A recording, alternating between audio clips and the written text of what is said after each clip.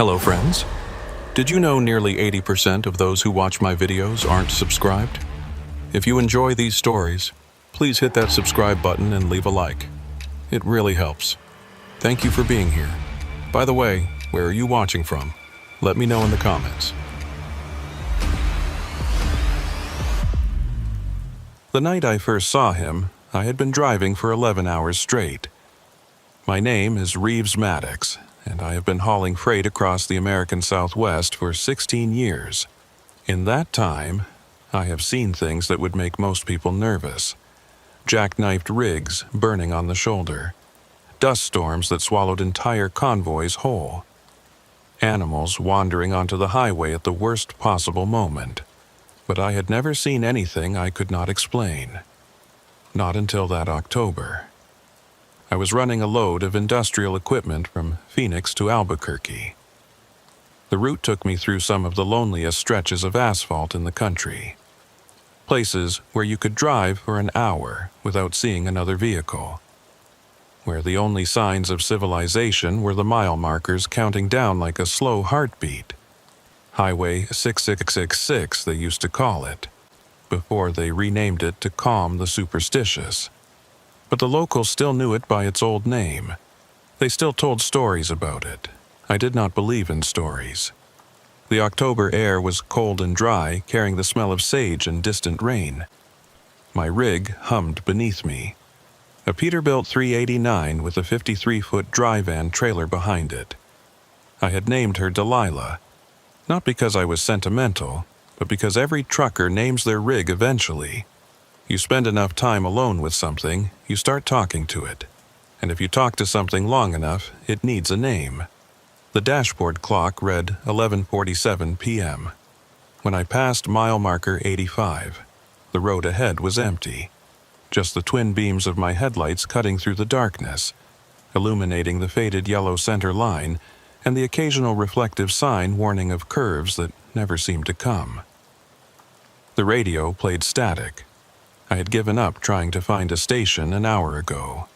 Out here, even the airwaves were empty. I reached for my thermos of coffee and took a sip. It was lukewarm and bitter, but it kept me alert. Trucking is not a job that forgives inattention. 1 moment of drowsiness, 1 second of distraction, and 40 tons of steel and cargo can become a weapon. I had seen the aftermath too many times to take chances. Mile marker 86 slid past my window. The landscape was typical high desert. Flat expanses of scrubland broken by distant mesas, their silhouettes just visible against the slightly lighter black of the sky. No moon tonight, just stars, millions of them scattered across the darkness like spilled salt. Beautiful in its way, also lonely. The kind of loneliness that settles into your bones if you let it. I checked my mirrors out of habit. The trailer was tracking straight, no wobble in the axles. Behind me, nothing but darkness. Ahead, more of the same. Mile marker 87. I remember thinking about my wife, Clara. She had asked me to take a different route, one that added an extra 2 hours to the trip. "I do not like that highway," she had said, not meeting my eyes. People say things about it. I had laughed it off. Clara was practical, level-headed, not the type to believe in roadside legends, but something in her voice had been different that night. Tighter, I should have listened. Mile marker 88 appeared in my headlights, its numbers reflective white against the green metal, and standing beside it, just at the edge of the asphalt where the shoulder met the scrubland, was a man. My foot moved toward the brake instinctively, though I did not press it. You learn quickly in this job, you do not stop for strangers on empty roads at midnight. It is not cruelty. It is survival. There are people out there who count on a trucker's good nature, who set traps using a stranded vehicle or a person standing by the roadside. I had heard the stories. Everyone had. So I did not stop. But I looked. In the 3 or 4 seconds it took for my rig to pass mile marker 88, I got a clear view of the man. He was standing perfectly still, facing the highway, facing me. His posture was rigid, almost military, with his arms hanging straight at his sides. He was wearing dark clothes that blended into the night, making it hard to tell where his body ended and the darkness began.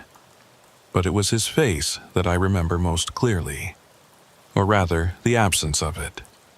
The shadows fell across his features in such a way that I could not make out any details. No eyes, no mouth, no expression, just a blank oval of darkness where a face should have been.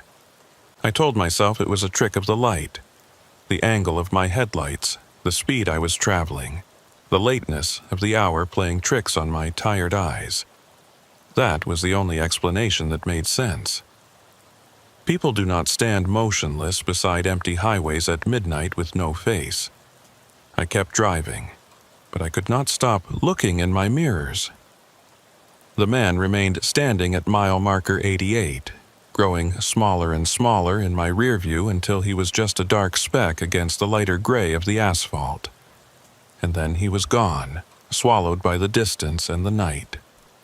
I drove another 20 miles before I allowed myself to think about what I had seen. By then, my hands had stopped shaking and my heartbeat had returned to something close to normal. I reached for the CB radio, thought about calling out to see if any other drivers were on the road, but stopped myself. What would I say? There's a man standing at mile marker 88. They would think I was losing my mind. Hell, I was starting to think I was losing my mind. So I drove on in silence, watching the mile markers count down toward my destination. Checked 68. 67. 66. Each one that passed without incident made the memory of the man at mile marker 88 feel more distant, more like something I had imagined.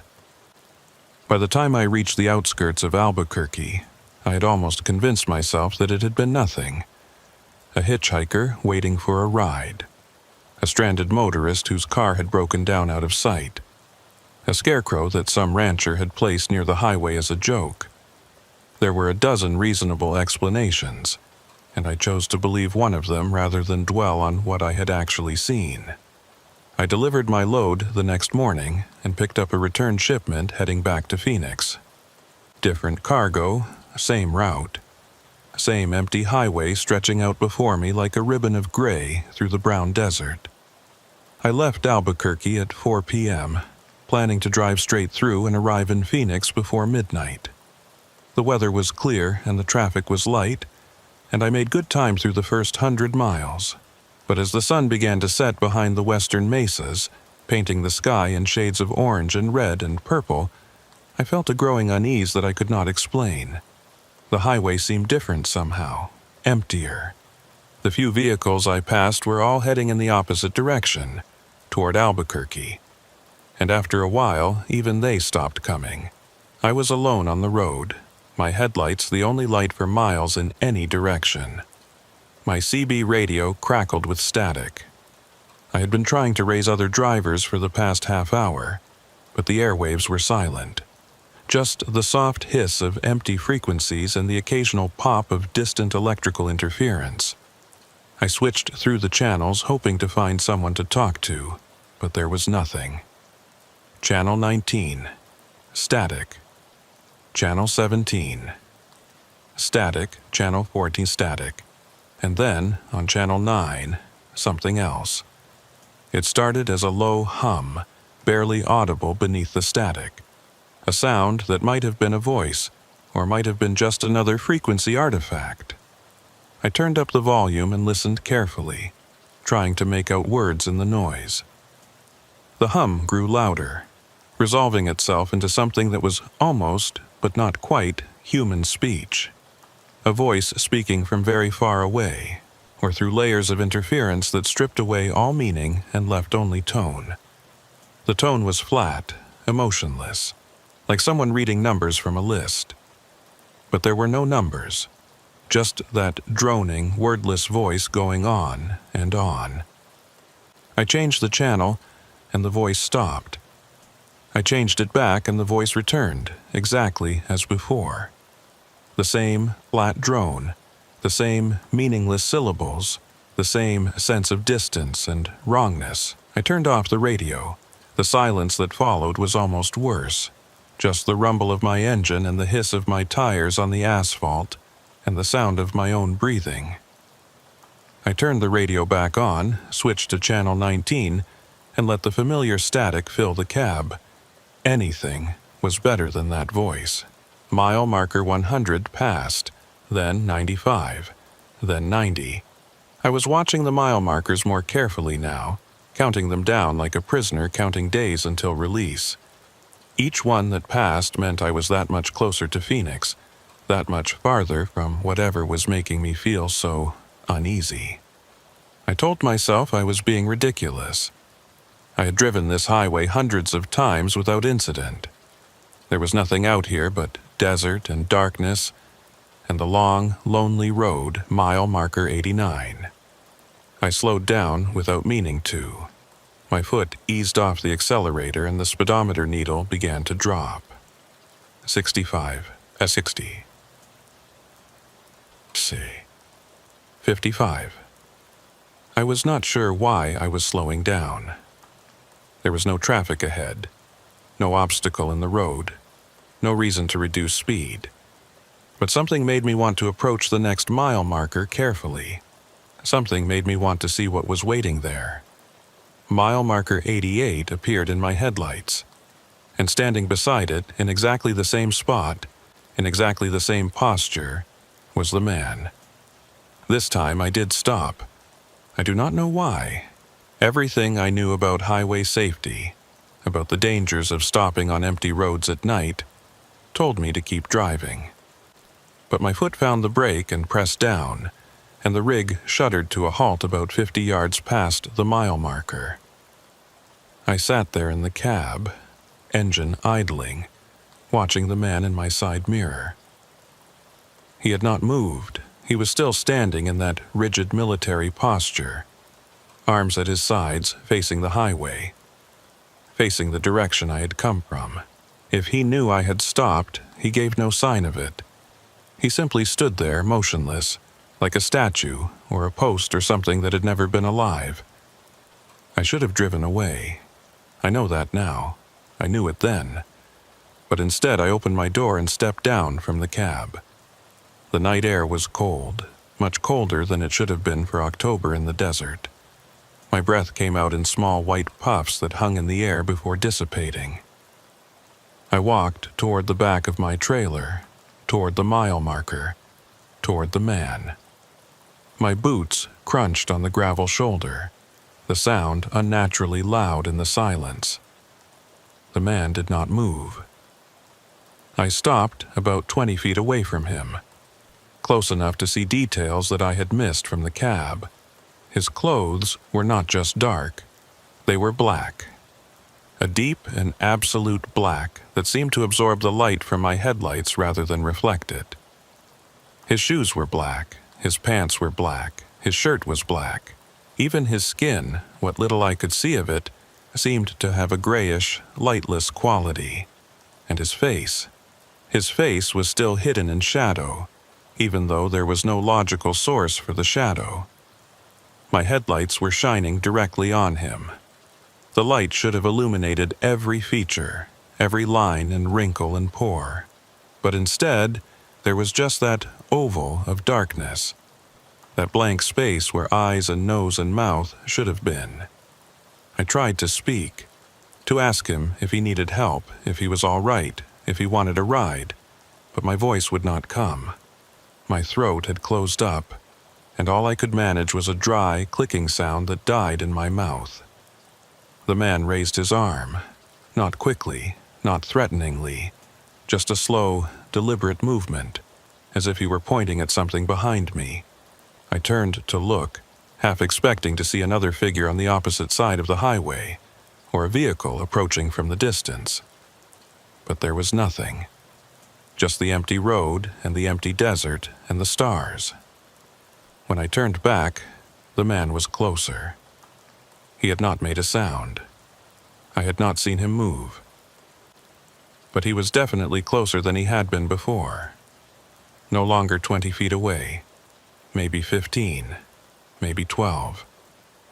Close enough that I should have been able to see his face, but the shadow remained, impenetrable and wrong. I ran. I am not ashamed to admit it. I ran back to my truck faster than I have ever run in my life, my boots slipping on the gravel, my breath coming in ragged gasps. I pulled myself up into the cab, slammed the door, and threw the rig into gear. The tires spun on the asphalt as I accelerated away from mile marker 88, away from the man, away from whatever I had just experienced. I did not look in my mirrors. I drove at 80 miles per hour for the next 20 miles, not slowing down, not stopping, not looking anywhere but straight ahead. My hands were shaking so badly that I could barely keep them on the wheel. My heart was pounding so hard that I could feel it in my temples, in my throat, in my chest. At mile marker 68, I finally allowed myself to breathe. At mile marker 50, I allowed myself to think. At mile marker 30, I saw the lights of a fuel station ahead and pulled off the highway. The station was a small rundown place with 2 pumps and a convenience store that had seen better days. But there were lights and people and the normal sounds of civilization, and that was enough. I parked my rig and sat in the cab for a long time, trying to stop my hands from shaking. When I finally went inside, the clerk behind the counter looked up at me with concern. She was a middle-aged woman with tired eyes and graying hair pulled back in a ponytail. Her name tag said Delora. "You all right, hun?" she asked. "You look like you have seen a ghost." I almost laughed. Almost. Instead, I just shook my head and asked for a cup of coffee. Delora poured the coffee and set it on the counter. She did not take her eyes off me. "I have seen that look before," she said. "Drivers come in here sometimes looking just like you do now. Shaking. Pale. Like something scared them half to death out on that highway." I wrapped my hands around the coffee cup, letting the warmth seep into my cold fingers. "What did they tell you?" I asked. Delora shrugged. "Different things. Some say they saw lights in the sky. Some say they heard voices on their radio. Some say they saw someone standing by the road." She paused, studying my face. "That last one. That is what you saw, is it not?" I did not answer. I did not have to. Delora leaned forward, lowering her voice even though there was no one else in the store. "Mile marker 88, am I right?" I stared at her. "How did you know?" "Because that is what they all say," she replied. Every single one of them, mile marker 88. A man standing by the road. A man with no face. She told me to be careful. She told me to take a different route if I could, or to drive past that stretch of highway during daylight. She told me that other drivers had seen the same thing, going back years, decades, that some of them had stopped, like I had, and that most of them were fine. But some of them were not. Some of them kept seeing him, she said. On every run, at every mile marker, getting closer each time. She shook her head. "I do not know what happens when he gets close enough. Nobody does. The drivers who find out do not come back to tell about it." I paid for my coffee and went back to my truck. I sat in the cab for another hour, watching the other customers come and go, watching the headlights on the highway, watching the normal world go about its normal business. And then I started my engine and drove the rest of the way to Phoenix. I did not take the highway. I took the long way, the back roads that wound through small towns and farmland and added 3 hours to my trip. Clara was awake when I got home, sitting in the kitchen with a cup of tea and a worried expression. She knew something was wrong. She always knows. I told her what had happened. All of it. The man at mile marker 88. The faceless shadow. The way he had moved without moving. She listened without interrupting, and when I was finished, she reached across the table and took my hand. "I told you," she said quietly. I told you not to take that highway." "I know," I said, "I know." She squeezed my hand. "Will you listen to me now?" I nodded. Yes, I will listen. But even as I said it, I knew it was not that simple. The highway was part of my regular route. Avoiding it would mean longer drives, less money, more time away from home. And part of me, a small but insistent part, wanted to go back. Wanted to see if the man was still there. Wanted to understand what I had experienced. I tried to ignore that part. I tried to tell myself that I would never drive that stretch of highway again. Never pass mile marker 88. Never see that faceless figure standing in the darkness. But 3 nights later, I was back on the road, and the highway was calling. 3 days was all I could manage. 3 days of taking the long routes, the back roads, the detours that added hours to my runs and cut into my pay. 3 days of telling myself that I was being smart, being careful, being the kind of driver who listens to warnings and stays out of trouble. 3 days of lying to myself. On the 4th day, I took the highway. I told myself it was practical. The load I was hauling needed to be in Albuquerque by morning, and the back roads would not get me there in time. I told myself it was financial. I could not keep losing money on every run, not with Clara's medical bills and the mortgage and all the other expenses that pile up when you are not looking. I told myself it was rational. What I had seen at mile marker 88 had been a trick of the light, a product of exhaustion, a story I had built up in my mind until it seemed more real than it was. But the truth was simpler than any of that. I needed to know. I needed to know if he was still there. I needed to know if I had imagined the whole thing. I needed to know what would happen if I saw him again. So I took the highway. The October sun was just touching the western horizon when I passed the fuel station where I had met Delora. I thought about stopping. Thought about asking her more questions about the man at mile marker 88, but I did not. I was not sure I wanted to hear the answers. The highway stretched out before me, empty and familiar. I had driven this road so many times that I knew every curve, every dip, every place where the asphalt had buckled from the summer heat. I knew where the cell service dropped out and where the radio stations faded into static. I knew where the truckers stopped and where they did not. I knew this road the way I knew my own hands on the steering wheel. But tonight, it felt different. The desert seemed darker than usual, even though the sky was still streaked with the last light of day. The scrubland on either side of the highway seemed to press closer, as if the road were narrowing. The mile markers seemed to be spaced farther apart, counting down more slowly than they should. I checked my speed. 65, same as always. I checked my mirrors. Empty road behind me, same as always. I turned on the CB radio and scanned through the channels, listening for other drivers. Channel 19 was quiet. Channel 17 was quiet.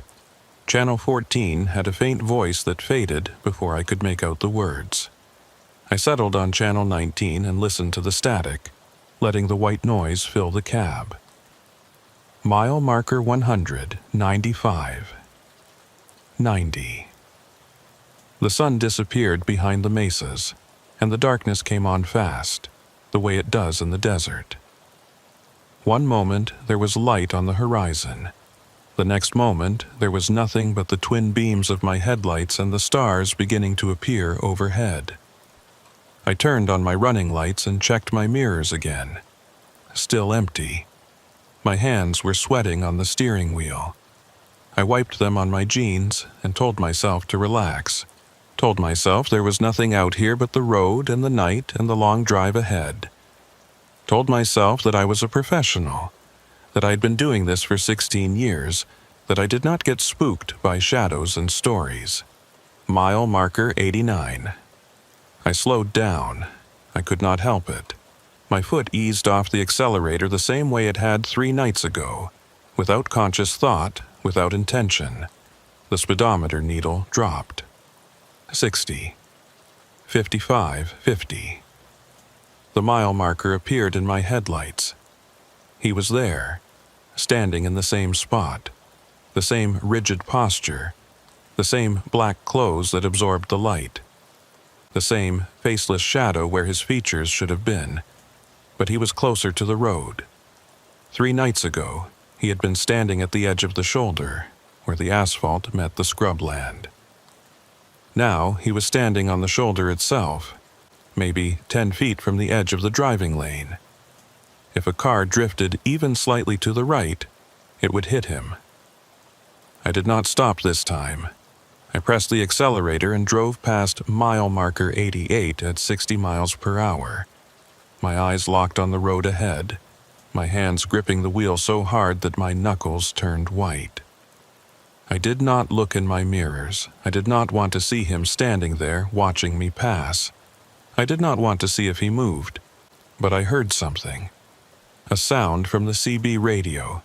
Not static, not a voice, something else. A low, rhythmic pulse, like a heartbeat or a drumbeat or the ticking of a clock. It came through the speaker in short bursts, regular and deliberate, as if someone were pressing the transmit button in a pattern. I grabbed the handset. "This is Maddox hauling eastbound on 666. Who is on this frequency?" The pulsing stopped. For a moment there was silence, and then a voice came through the speaker, so faint and distorted that I could barely make out the words. Mile marker 80. The voice faded into static. I switched to channel 17. The pulsing followed me. I switched to channel 14. Same thing. Channel 9, channel 6, channel 3. Every frequency I tried, the pulsing was there, steady and patient, like it was waiting for me to stop running. I turned off the radio and drove the rest of the way to Albuquerque in silence. The next morning, I went to the New Mexico State Police office in Albuquerque and asked to speak with someone about Highway 666. The officer at the front desk looked at me like I was wasting his time, but he made a call and told me to wait. 20 minutes later, a man in a khaki uniform came out to meet me. He was in his 50s, with a weathered face and gray hair cut short in a military style. His badge said Bishop. His handshake was firm and his eyes were sharp, the kind of eyes that had seen things and remembered them. "Hal Bishop," he said. "Road Patrol. What can I do for you?" I told him about the man at mile marker 88. I told him about seeing the figure twice, about the way it had moved closer to the road, about the pulsing on the CB radio. I told him everything, even though I knew how it sounded, even though I knew he would probably think I was crazy. Bishop listened without interrupting. When I finished, he was quiet for a long moment, looking at me with those sharp eyes. Then he nodded slowly, as if I had confirmed something he already knew. "You are not the first driver to report this," he said. I felt a strange mix of relief and dread. Relief that I was not losing my mind. Dread at what that meant. "How many others?" I asked. Bishop shook his head. "More than I can count. Going back years, always the same story. Man standing at mile marker 88, no face, gets closer every time they pass. What happens when he gets close enough?" Bishop did not answer right away. He looked past me, toward the window, towards the highway that I could not see, but that we both knew was out there, waiting. "I do not know," he said finally. "The drivers who find out do not come back to tell us." He told me more. Told me that the reports went back at least 30 years, maybe longer. That the man at mile marker 88 seemed to appear to certain drivers and not others, though no one had figured out the pattern. That the drivers who saw him once usually saw him again. And again. And again. Each time closer. Each time harder to ignore. Some of them stopped driving that highway. Bishop said. Take other routes, change jobs, do whatever they have to do to stay away from that stretch of road. Those are the smart ones, and the others? Bishop's jaw tightened. The others keep driving. They tell themselves it is not real, or they get curious, or they just cannot afford to take the long way around. So they keep passing mile marker 88, and the man keeps getting closer, and one day... He did not finish the sentence. One day what? I asked. Bishop looked at me for a long moment. Then he reached into his desk drawer and pulled out a folder. He opened it and spread several photographs on the desk between us. The photographs showed trucks. Rigs like mine pulled over on the shoulder of a highway. Some of them had their doors open. Some of them had their lights still on. All of them were empty. These are from the past 5 years, Bishop said. Trucks found abandoned on Highway 6666, within a mile of marker 88. No sign of the driver. No sign of struggle. No explanation. I looked at the photographs. Looked at the rigs sitting empty on the shoulder, waiting for drivers who would never come back. Looked at the mile markers visible in some of the shots, the green signs with white numbers that I had driven past 100 times without thinking. Mile marker 87, mile marker 88, mile marker 89.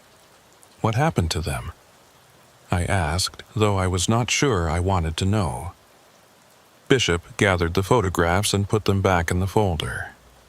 That is what I'm trying to find out, he said. But I'm going to tell you the same thing I tell every driver who comes in here with this story. Stay off that highway, especially at night, especially alone. I cannot, I said. It is my route. It is my job. Bishop nodded like he had heard that before. Then be careful. Do not stop at mile marker 88 no matter what you see. Do not try to talk to him.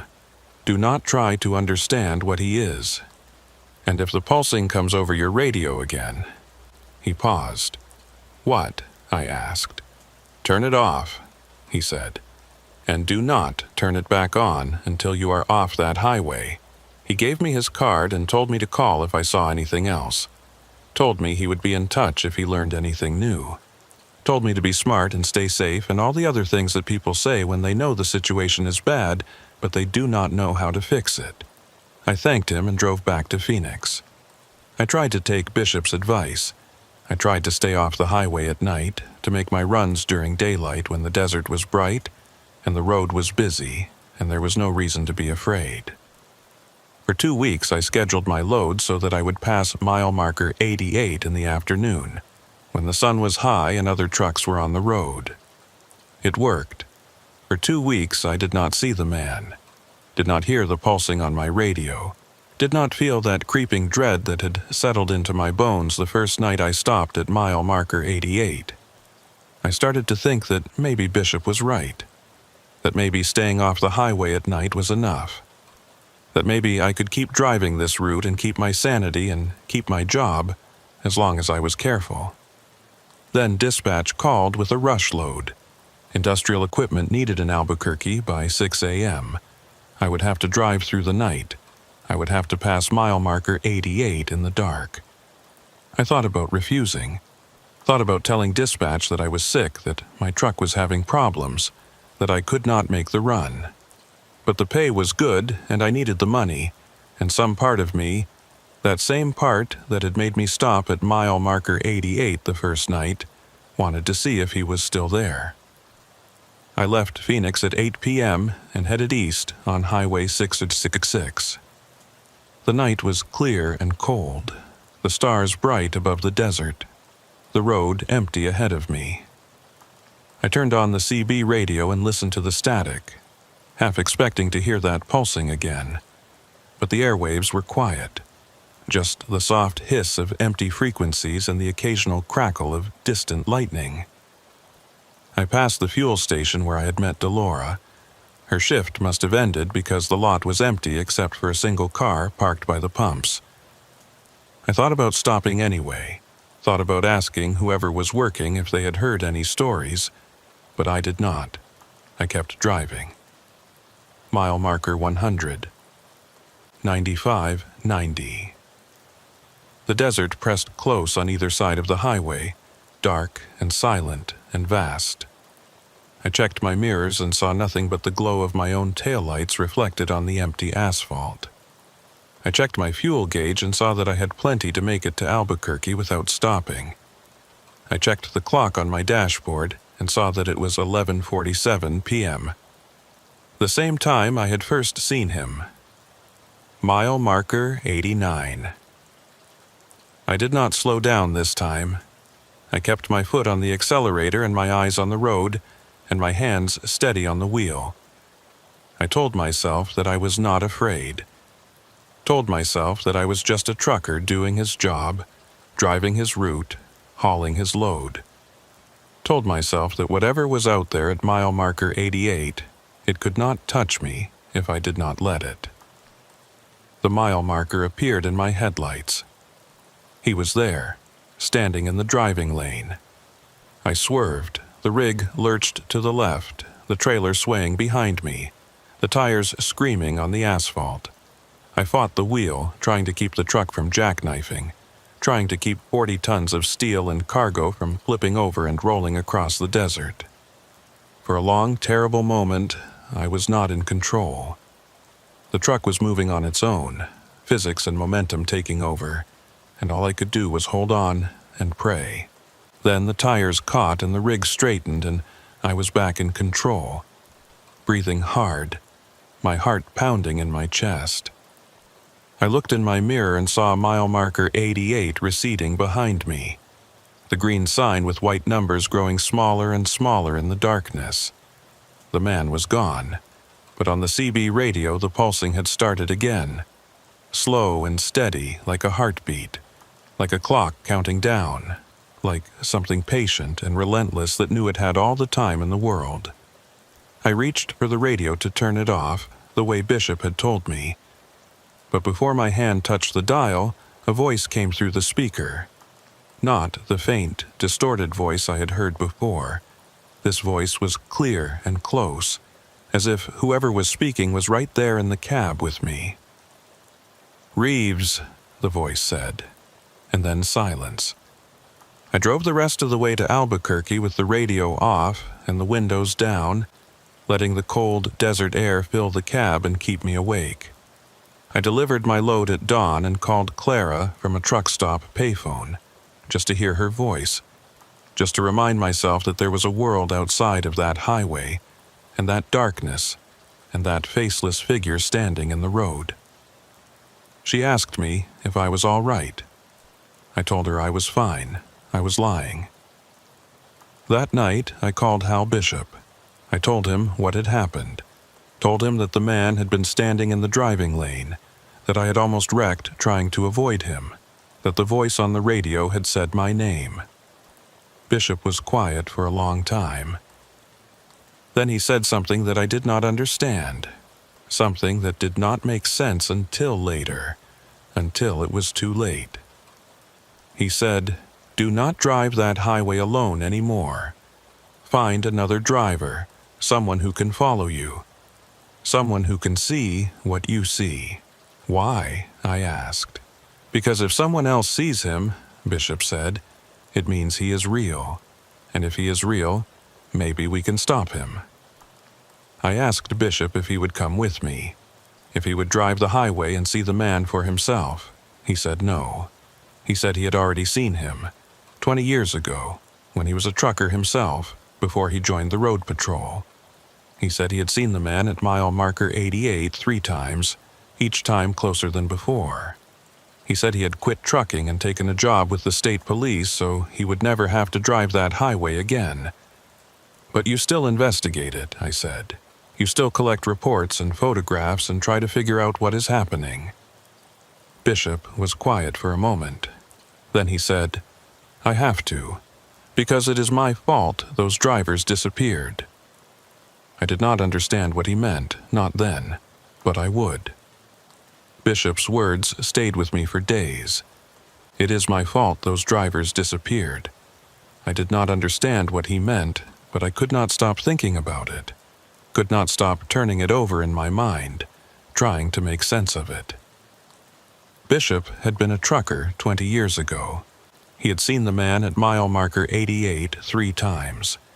He had quit and joined the road patrol, and somehow, in some way I did not yet understand, he blamed himself for the drivers who had vanished on that highway. I called him back 2 days later, asked him to explain, asked him to tell me what he meant. He was quiet for a long time. Then he said, "Come to my office, I will show you." I drove to Albuquerque that afternoon. Bishop was waiting for me in a small room at the back of the state police building, surrounded by filing cabinets and stacks of papers and a corkboard covered with photographs and maps and handwritten notes. It looked less like a police office and more like the workspace of someone obsessed. Someone who had been chasing the same questions for 20 years and still had not found the answers. He closed the door behind me and gestured for me to sit. "What I am about to tell you does not leave this room," he said. "You understand?" I nodded. Bishop sat down across from me and folded his hands on the desk. He looked tired, older than he had seemed when I first met him, like a man carrying a weight that had been pressing down on him for a very long time. 23 years ago, he said, I was driving for a freight company out of Tucson. Long-haul runs, mostly. Phoenix to Albuquerque, Albuquerque to El Paso, the usual routes. I was young, thought I knew everything, thought nothing on that highway could touch me. He paused. Then I saw him. First time was in October, just like you. Mile marker 88. Man standing by the road, no face, just standing there like he was waiting for something. I drove past and did not think much of it. Figured it was a hitchhiker or a stranded motorist. But something about him stuck with me. Something I could not shake. Second time was a week later, Bishop continued. Same spot, same man, same posture, but this time he was closer to the road, standing on the shoulder instead of beside it. And this time I stopped. He looked at me. "Same as you," he said. Got out of my truck and walked toward him. Got maybe 15 feet away before I realized something was wrong. Before I saw that his face was not there, and then he trailed off. "And then what?" I asked. Bishop shook his head. "And then I ran. Got back in my truck and drove away as fast as I could. Did not stop until I was in Albuquerque. Did not sleep that night. Did not sleep for 3 nights, actually. Just kept seeing that face, that empty space where his face should have been." He took a breath. Third time was 2 weeks after that, he said. I had been avoiding the highway, taking the back roads, losing money on every run. But I needed the work, so I took a night load. Told myself I would just drive fast and not look at mile marker 88 when I passed it. Told myself I would be fine. He was not fine. I could see it in his eyes. He was in the road, Bishop said, standing right in the middle of my lane. I swerved to miss him and lost control of the rig. Went off the highway and rolled the trailer. Broke 3 ribs and fractured my collarbone. Was in the hospital for 2 weeks. He leaned back in his chair. That is when I quit trucking, could not do it anymore. Could not get back on that highway knowing he was out there, knowing he was getting closer every time I passed. So I joined the road patrol instead. Figured if I could not drive the highway, at least I could help other drivers who were having the same experience. He gestured at the corkboard behind him, at the photographs and maps and notes. "That is what all this is," he said. 20 years of reports. 20 years of drivers telling me the same story I lived through. Man at mile marker 88, no face, gets closer every time. I've been documenting it, trying to find a pattern, trying to figure out what he is and what he wants and how to stop him. "Have you found anything?" I asked. Bishop nodded slowly. One thing, one pattern that took me 15 years to notice. He stood up and walked to the corkboard, pointed at a map of Highway 666 with red pins stuck into it at various points. Every driver who has seen him, Bishop said, has also heard something on their CB radio, a pulsing sound, a heartbeat, and sometimes a voice. I felt cold. The same thing had happened to me. The voice says different things to different drivers, Bishop continued. Sometimes it is just static that sounds like words. Sometimes it is actual words, but they do not make sense. And sometimes, he looked at me. Sometimes it says your name. I remembered the voice on my radio, clear and close, like someone sitting in the cab with me, saying my name. Reeves. What does it mean? I asked. Bishop shook his head. I do not know, but I have a theory. He walked back to his desk and sat down. I think he chooses people, Bishop said. The man at mile marker 88. I think he appears to certain drivers and not others because he is looking for something, or someone. And when he finds what he is looking for, he stopped. He what? I asked. Bishop's jaw tightened. He takes them. The drivers who disappear. The ones whose trucks are found empty on the shoulder. I think he takes them because they are the ones he was looking for all along. I thought about the photographs Bishop had shown me. The empty trucks. The missing drivers, the mile markers in the background. Why do you think it is your fault? I asked. Bishop was quiet for a long moment. Then he said, because I told them to go back. I did not understand. The first few drivers who came to me with this story, Bishop explained, I did not believe them. Thought they were tired or drunk, or just trying to explain away their own bad driving. So I told them to get back on the highway. Told them there was nothing out there. Told them they were imagining things. He looked down at his hands. 3 of them disappeared, he said. 3 drivers who came to me for help, and I sent them back out there. Back to mile marker 88. Back to him. He raised his eyes to meet mine. That is why I tell drivers to stay off the highway now. That is why I tell them to take the back roads, find other routes, do whatever they have to do to avoid that stretch of road. Because I know what happens to the ones who do not listen. I have seen it too many times. I sat there in silence, processing what he had told me. 20 years of guilt. 20 years of trying to understand something that did not make sense. 20 years of warning drivers about a danger he could not explain and could not stop. You said I should find another driver, I said, finally.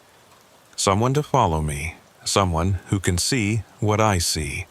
Why? Bishop leaned forward. Because that is the one thing I have never tried. Every driver who has seen the man at mile marker 88 has been alone. Every truck that has been found empty on the shoulder was the only vehicle in the area. What if that is part of it? What if he can only take people who are alone? He spread his hands. It is just a theory. But if you can find another driver who is willing to follow you on that highway, someone who can watch your truck and see what happens when you pass mile marker 88, maybe we can learn something. Maybe we can figure out how to stop him. I thought about it. Thought about asking another trucker to follow me on a midnight run down a highway where people disappeared. Thought about trying to explain the man with no face and the pulsing on the radio and the voice that knew my name. I will try, I said. Bishop nodded. Be careful. And Maddox, he paused. If you see him again, do not stop. No matter what. Do not get out of your truck. Just keep driving. I told him I understood, but understanding and doing are 2 different things. Finding another driver was harder than I expected. Most of the truckers I knew thought the stories about Highway 6666 were just that. Stories.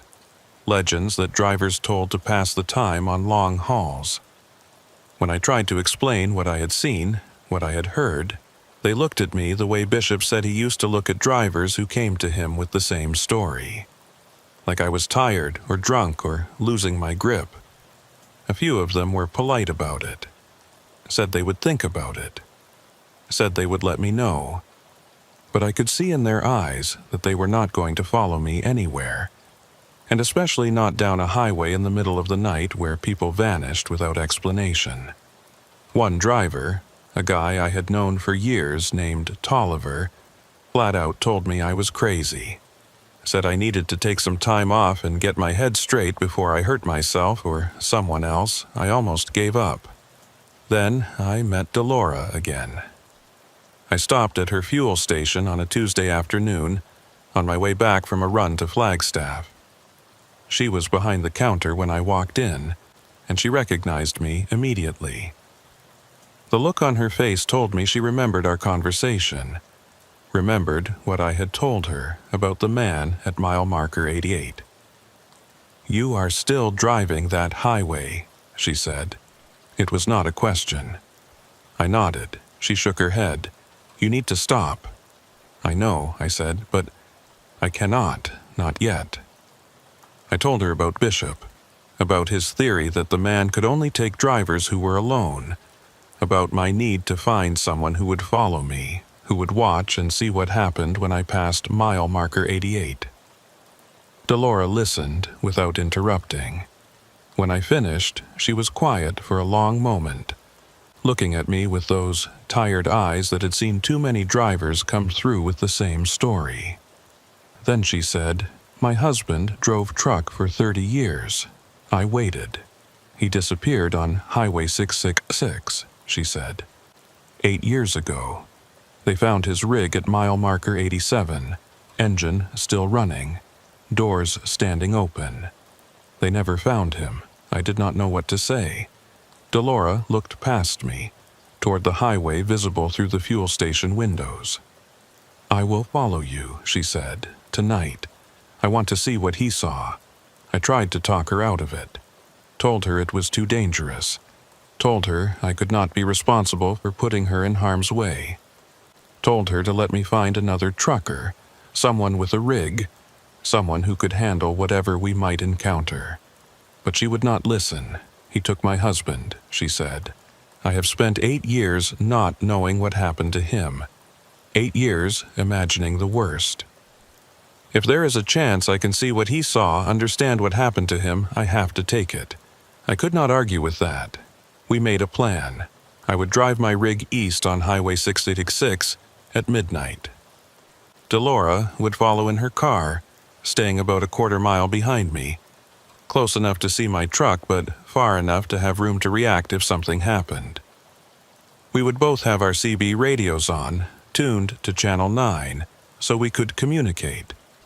And when we reached mile marker 88, she would watch. "Just watch," I told her. "Do not stop. Do not get out of your car. If you see something, you tell me over the radio, and then you drive straight to Albuquerque and call Bishop. You understand?" She understood. That night, I pulled out of the fuel station at 11:30 p.m. Delora waited 5 minutes and then followed. I could see her headlights in my mirror, small and distant but steady, tracking my movements as I drove east into the darkness. The highway was empty. The desert was dark. The stars were bright overhead, and the air coming through my vents was cold and dry and smelled like sage. I kept my eyes on the road and my hands on the wheel and my radio tuned to Channel 9. Mile marker 100. 9590. Delora's voice came over the radio. "I am still behind you.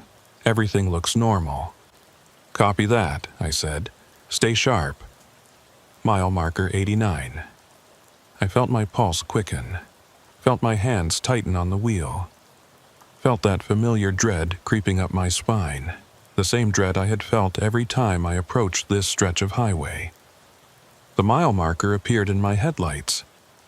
He was there, standing on the shoulder, closer than before, maybe 5 feet from the edge of my lane. That rigid posture, those black clothes, that empty space where his face should have been.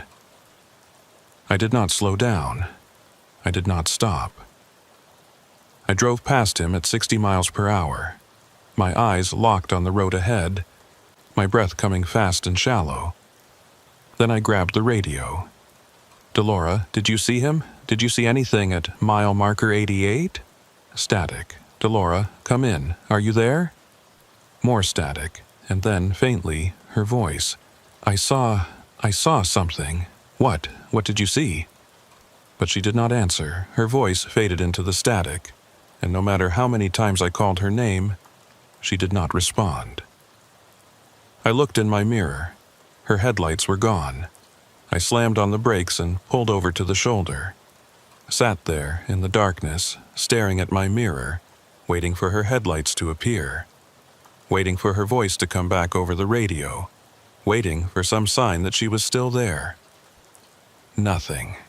I turned my rig around and drove back toward mile marker 88. Drove slowly, scanning both sides of the highway, looking for her car, looking for any sign of what had happened.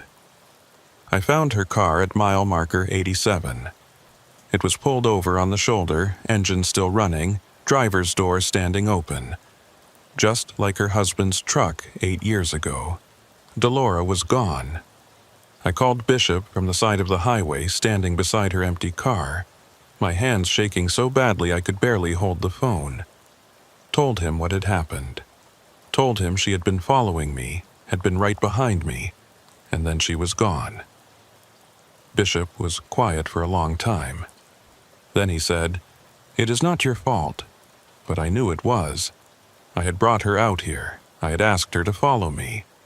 I had put her in the path of whatever was waiting at mile marker 88, and now she was gone the same way her husband had gone. The same way all those other drivers had gone.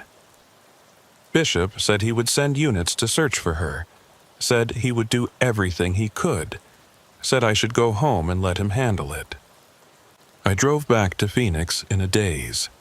Did not stop for fuel, did not stop for food, did not stop at all until I was pulling into my driveway, turning off the engine, sitting in the silence of my cab with the weight of what had happened pressing down on me like a physical thing. Clara was waiting for me at the door. She took one look at my face and knew something was wrong. I told her everything, and then I told her I was going back. Clara begged me not to go. She stood in the kitchen doorway with tears in her eyes and told me I was being a fool. Told me I was throwing my life away. Told me that whatever was out there on that highway, it was not worth dying for. I told her I understood, but I also told her I had to go back. Delora was gone because of me, because I had asked her to follow me, because I had put her in the path of something I did not understand and could not explain. If there was any chance I could find her, any chance I could understand what had happened to her and her husband and all those other drivers, I had to take it. Clara shook her head. "You are not going to find her, Reeves. You are going to end up just like her, just like all of them." And then what happens to me? I did not have an answer for that. She walked over to me and put her hands on my chest. Looked up at me with those eyes I had fallen in love with 20 years ago. "Please," she said, "stay home. Let the police handle it. Let Bishop handle it. You do not have to be the one who goes back." But I did. I was the one who had seen him. I was the one who had heard my name on the radio. I was the one he was waiting for. I kissed her forehead and told her I would be back by morning. Then I got in my truck and drove east. The night was cold and clear. No moon. No clouds. Just the stars and the highway and the darkness pressing in on all sides. I had called Bishop before I left and told him what I was planning. He had tried to talk me out of it, same as Clara, but I could hear in his voice that he knew it was useless. He knew I was going to do it whether he approved or not. "Just promise me one thing," he had said. "If you see him, do not stop. Do not get out of your truck.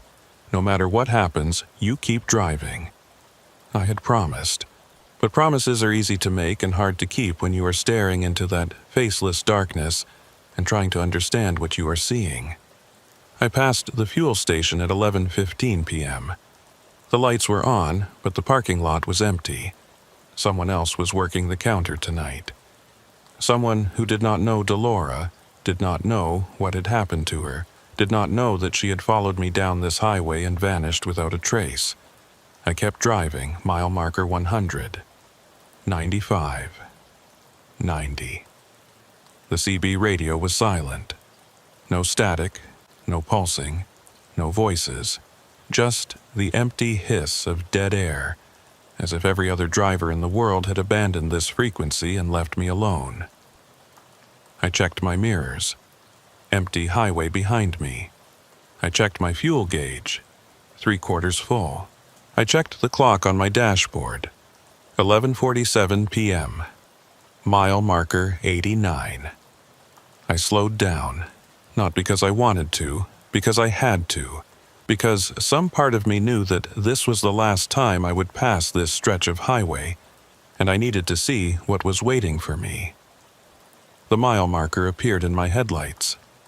He was there, standing in the middle of the road, both lanes, right on the center line, that rigid posture, those black clothes, that empty space where his face should have been. I stopped the truck. I do not know why.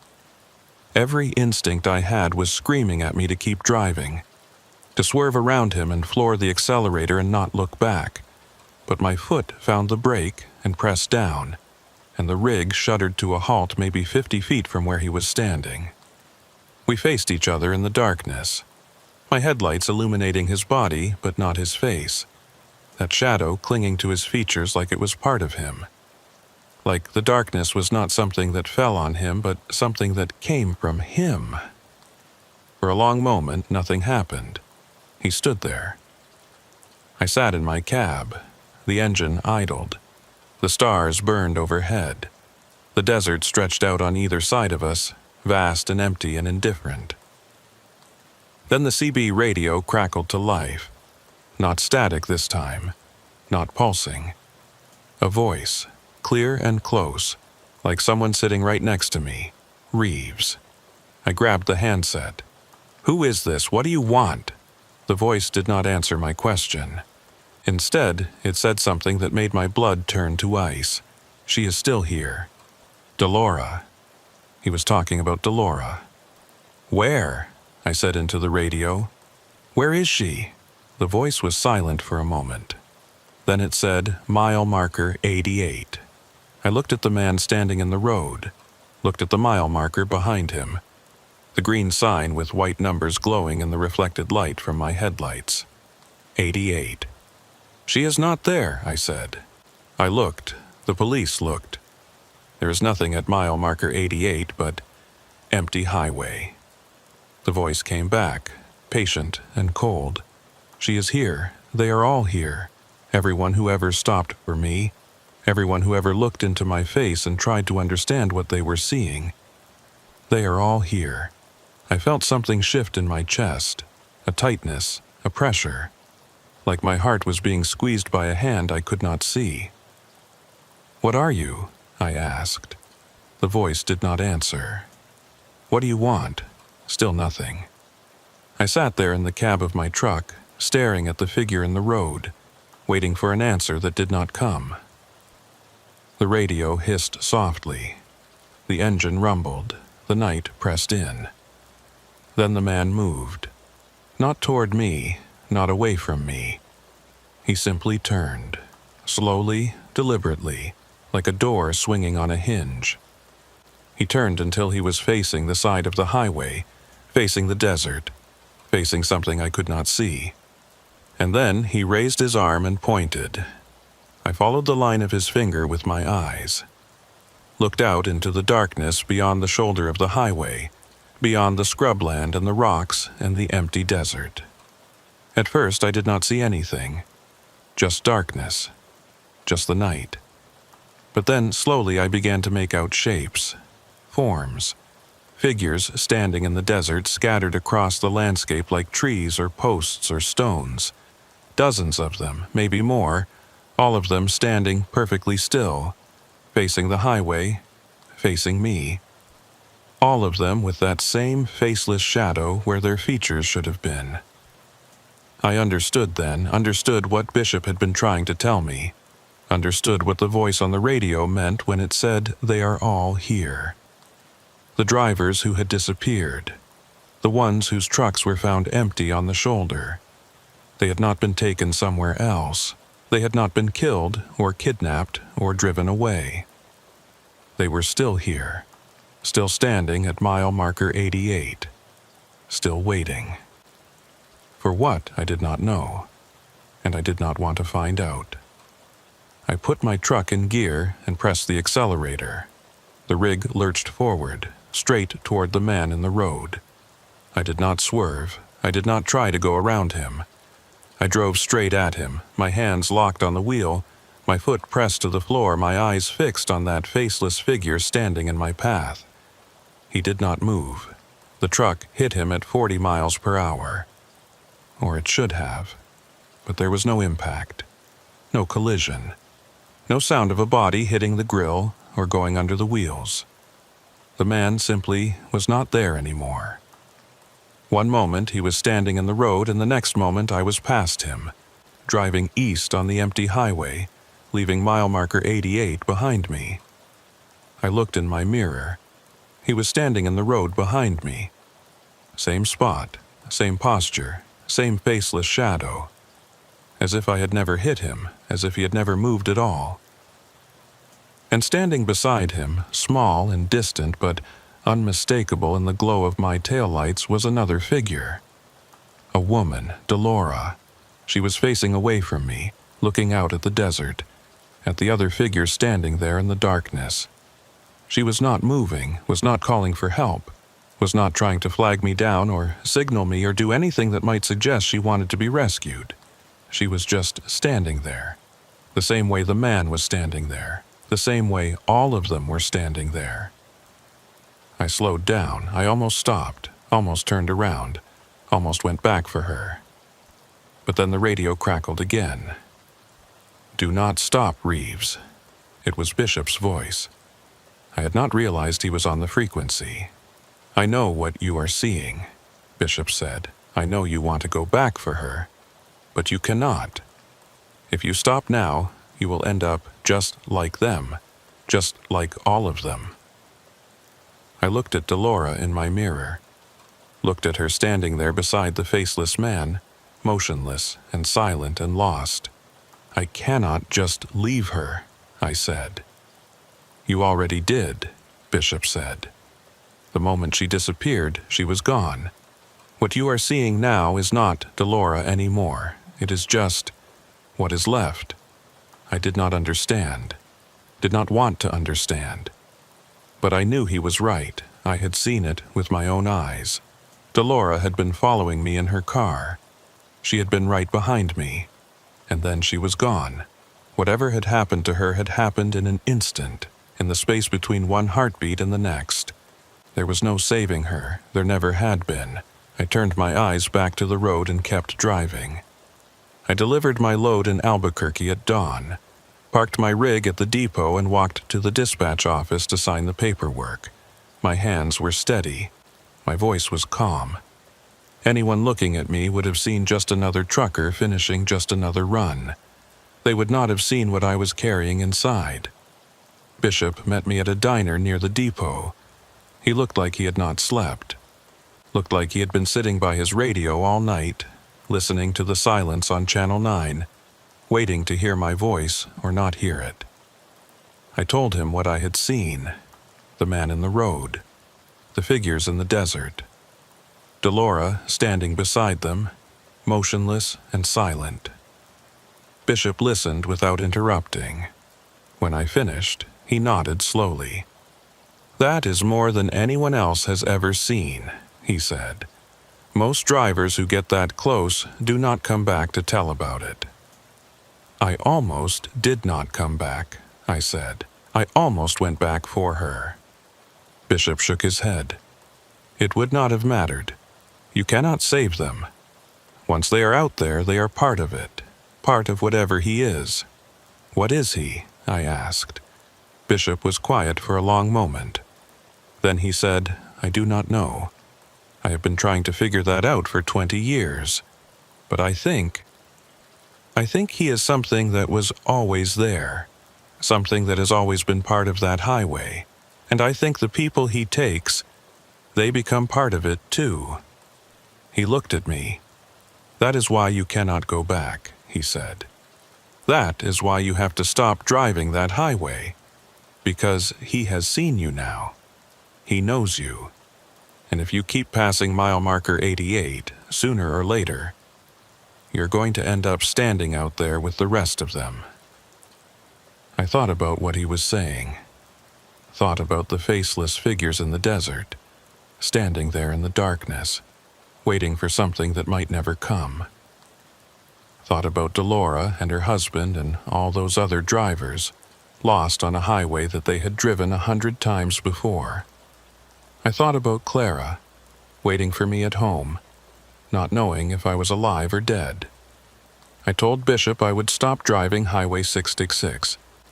Told him I would find other routes, other loads, other ways to make a living.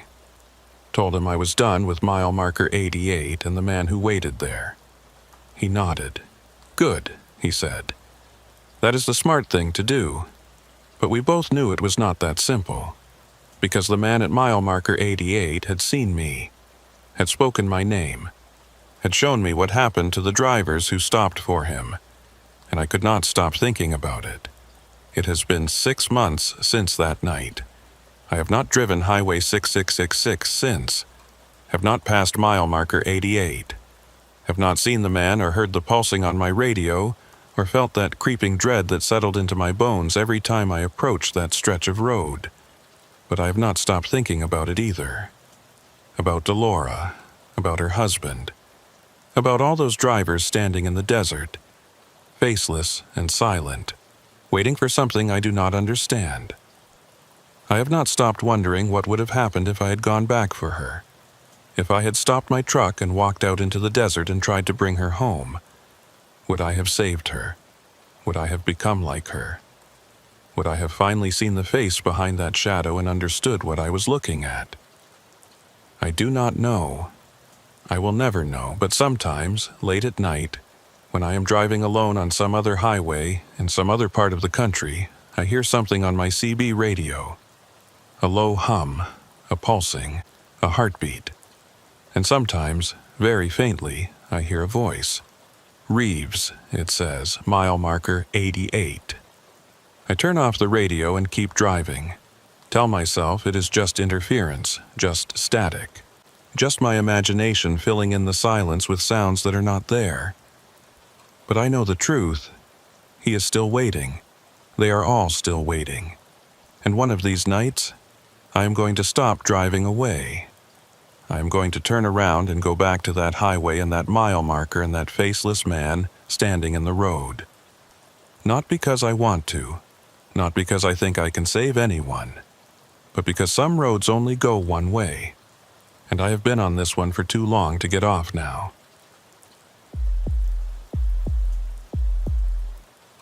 The first time I saw Opal Strand, she was standing in the rain at a rest stop that should not have been open. My name is Virgil Harker, and I have been driving truck for 19 years. In that time, I have learned that the highway has its own rules, its own rhythms, its own way of telling you when something is wrong. Most of the time, you listen to those signals and stay out of trouble. But sometimes, especially on the long night runs when you're tired and alone, and the road stretches out before you like an endless black ribbon, you ignore them. That November night, I ignored them. I was hauling a load of machine parts from El Paso to Amarillo, a run I had made probably 200 times over the years.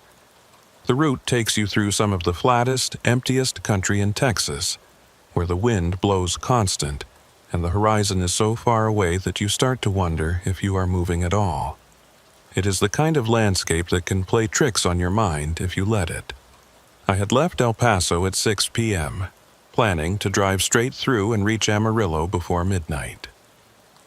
The weather had been clear when I started, but around 9 p.m., the sky opened up and the rain came down so hard that I could barely see the road in front of me. I slowed down and turned on my hazards, watching the mile markers crawl past at half my normal speed.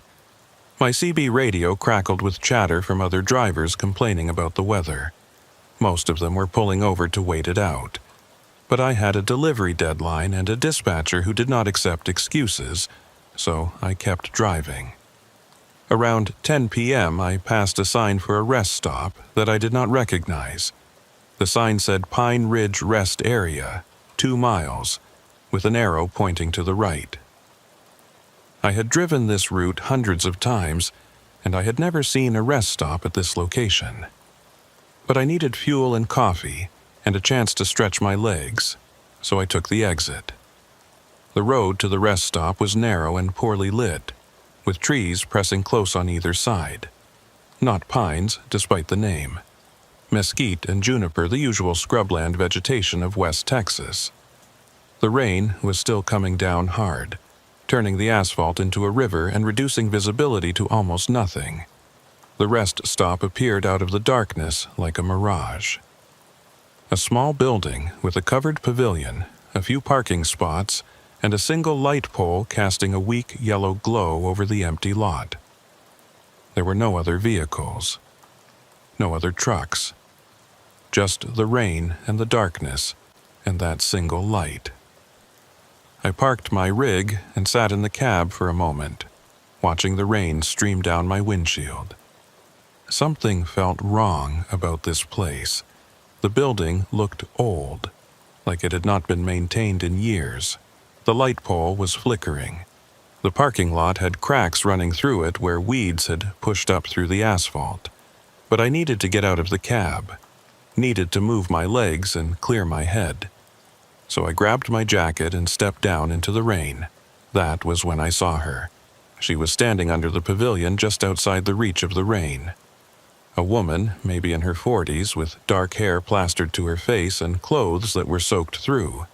She was not wearing a jacket, was not carrying a bag, was just standing there, arms wrapped around herself, watching me. I walked toward her, hunching my shoulders against the rain. "You all right, ma'am?" I called out. "You need some help?" She did not answer, just watched me approach with eyes that seemed too dark, too still, too knowing.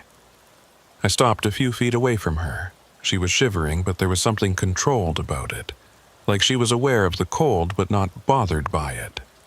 Her face was pale and drawn, with sharp cheekbones and thin lips pressed together in a line that might have been a smile, or might have been something else entirely. "I'm Virgil," I said. "I'm a trucker. Are you stranded out here? Do you need a ride?" She looked at me for a long moment. Then she spoke, and her voice was low and flat, without any of the urgency or gratitude you would expect from someone who had been standing in the rain at an empty rest stop in the middle of the night. "My name is Opal," she said. "Opal Strand. And yes, I need a ride. Where are you headed?" She tilted her head slightly, as if the question surprised her. "Amarillo," she said, "same as you." I had not told her where I was going. I stood there in the rain, looking at this woman who knew my destination without being told, and I felt that signal again. That warning from the highway that something was wrong, that I should get back in my truck and drive away and forget I had ever seen this rest stop or this woman standing alone in the darkness. But I did not. I told myself she had probably overheard me on the CB radio. Told myself there was a reasonable explanation for how she knew where I was headed. Told myself I was being paranoid. I told myself a lot of things. "Come on," I said. "You can ride up front with me." She followed me to my truck without a word. I opened the passenger door for her, and she climbed up into the cab, moving with a strange, careful grace, like someone who was not used to climbing into trucks but was figuring it out as she went. I went around to my side and got in, shaking the rain out of my hair. We sat there for a moment in the warmth of the cab, the rain drumming on the roof, the engine idling. I looked over at Opal. She was staring straight ahead through the windshield, her hands folded in her lap, her face expressionless. "You want to tell me what you were doing out here?" I asked. She did not look at me. "Waiting," she said. "For what?" "For you." A chill ran down my spine that had nothing to do with the rain. I told myself she meant she was waiting for any driver, anyone who might come along and give her a ride. But the way she said it, the certainty in her voice made it sound like something else entirely. Like she had been waiting specifically for me. I put the truck in gear and pulled out of the rest stop. The rain was still coming down hard, and I had to concentrate on the road, which gave me an excuse not to talk for a while. But I could feel Opal watching me, could feel her eyes on the side of my face, studying me, measuring me. After about 10 miles, she spoke again. "You're going to want to take Route 54 north at the next junction." I glanced at her. "That is not the fastest route to Amarillo." "No," she said, "but it is the one you need to take tonight." "Why?" She did not answer, just kept looking straight ahead, her hands folded in her lap, her face as blank as a mask. I thought about arguing with her, thought about telling her that I knew this route better than she did, that I had been driving it for 19 years, that I did not need directions from a stranger I had picked up at a rest stop that should not have existed. But something stopped me. Maybe it was the way she had said it, that same flat certainty, like she was not giving me advice but stating a fact. Maybe it was the strangeness of the night, the rain and the darkness and the empty rest stop. Maybe it was just the cumulative weight of too many hours on the road, too many miles of empty highway, too much time alone with my own thoughts. Whatever the reason, I took Route 54 north. The junction came up about 15 minutes later, and I made the turn without saying anything. Opal did not react, did not nod or smile or acknowledge that I had taken her advice. She just sat there, still as a stone, watching the road. Route 54 was darker than the main highway with fewer lights and no traffic at all. The rain had let up a little, but the wind had picked up, buffeting the trailer and making me grip the wheel harder to keep the rig steady. I checked my mirrors and saw nothing but darkness behind me. I reached for my CB radio to check in with the dispatch. I was running behind schedule because of the weather, and I knew Tanner Greavy would be waiting for an update.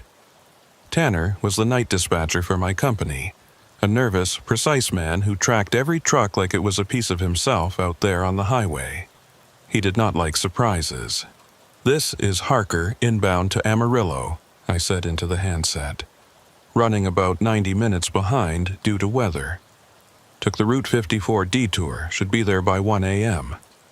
The radio crackled, and Tanner's voice came through, tight and worried as always. "Copy that, Harker. What made you take 54? That route adds almost an hour to your trip."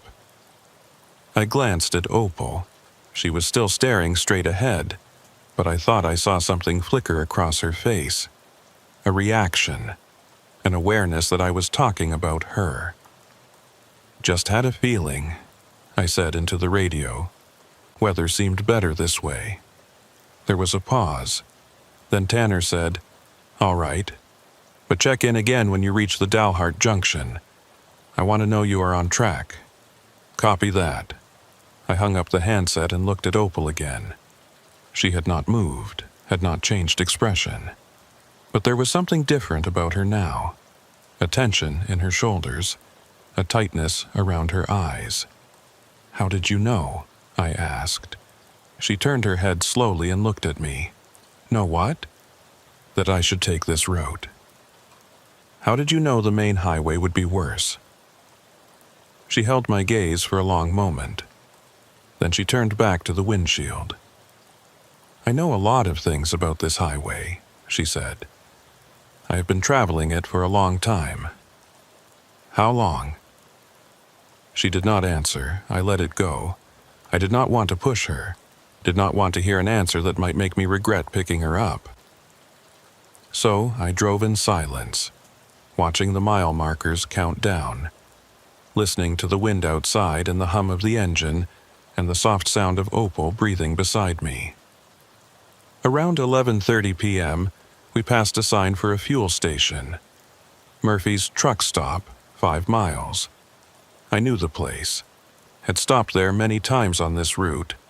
Good coffee, clean restrooms, fair prices. I need to fuel up, I said. You want anything?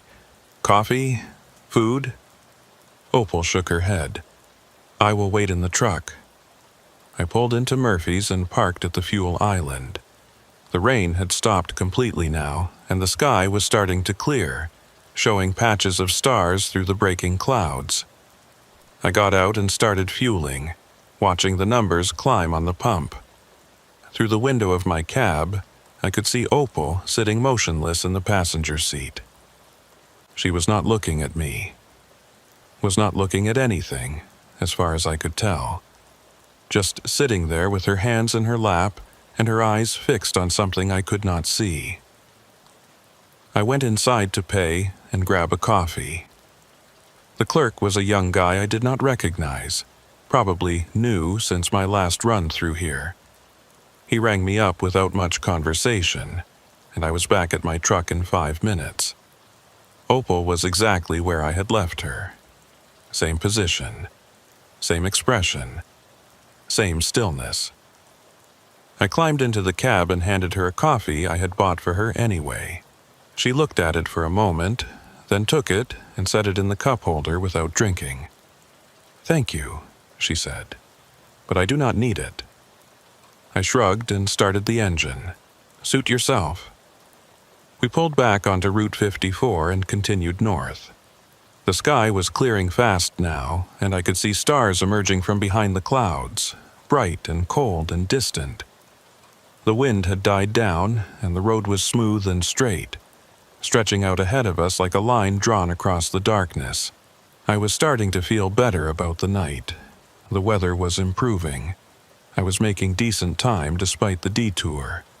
And Opal, strange as she was, seemed harmless enough, just a quiet woman who needed a ride and happened to know the roads.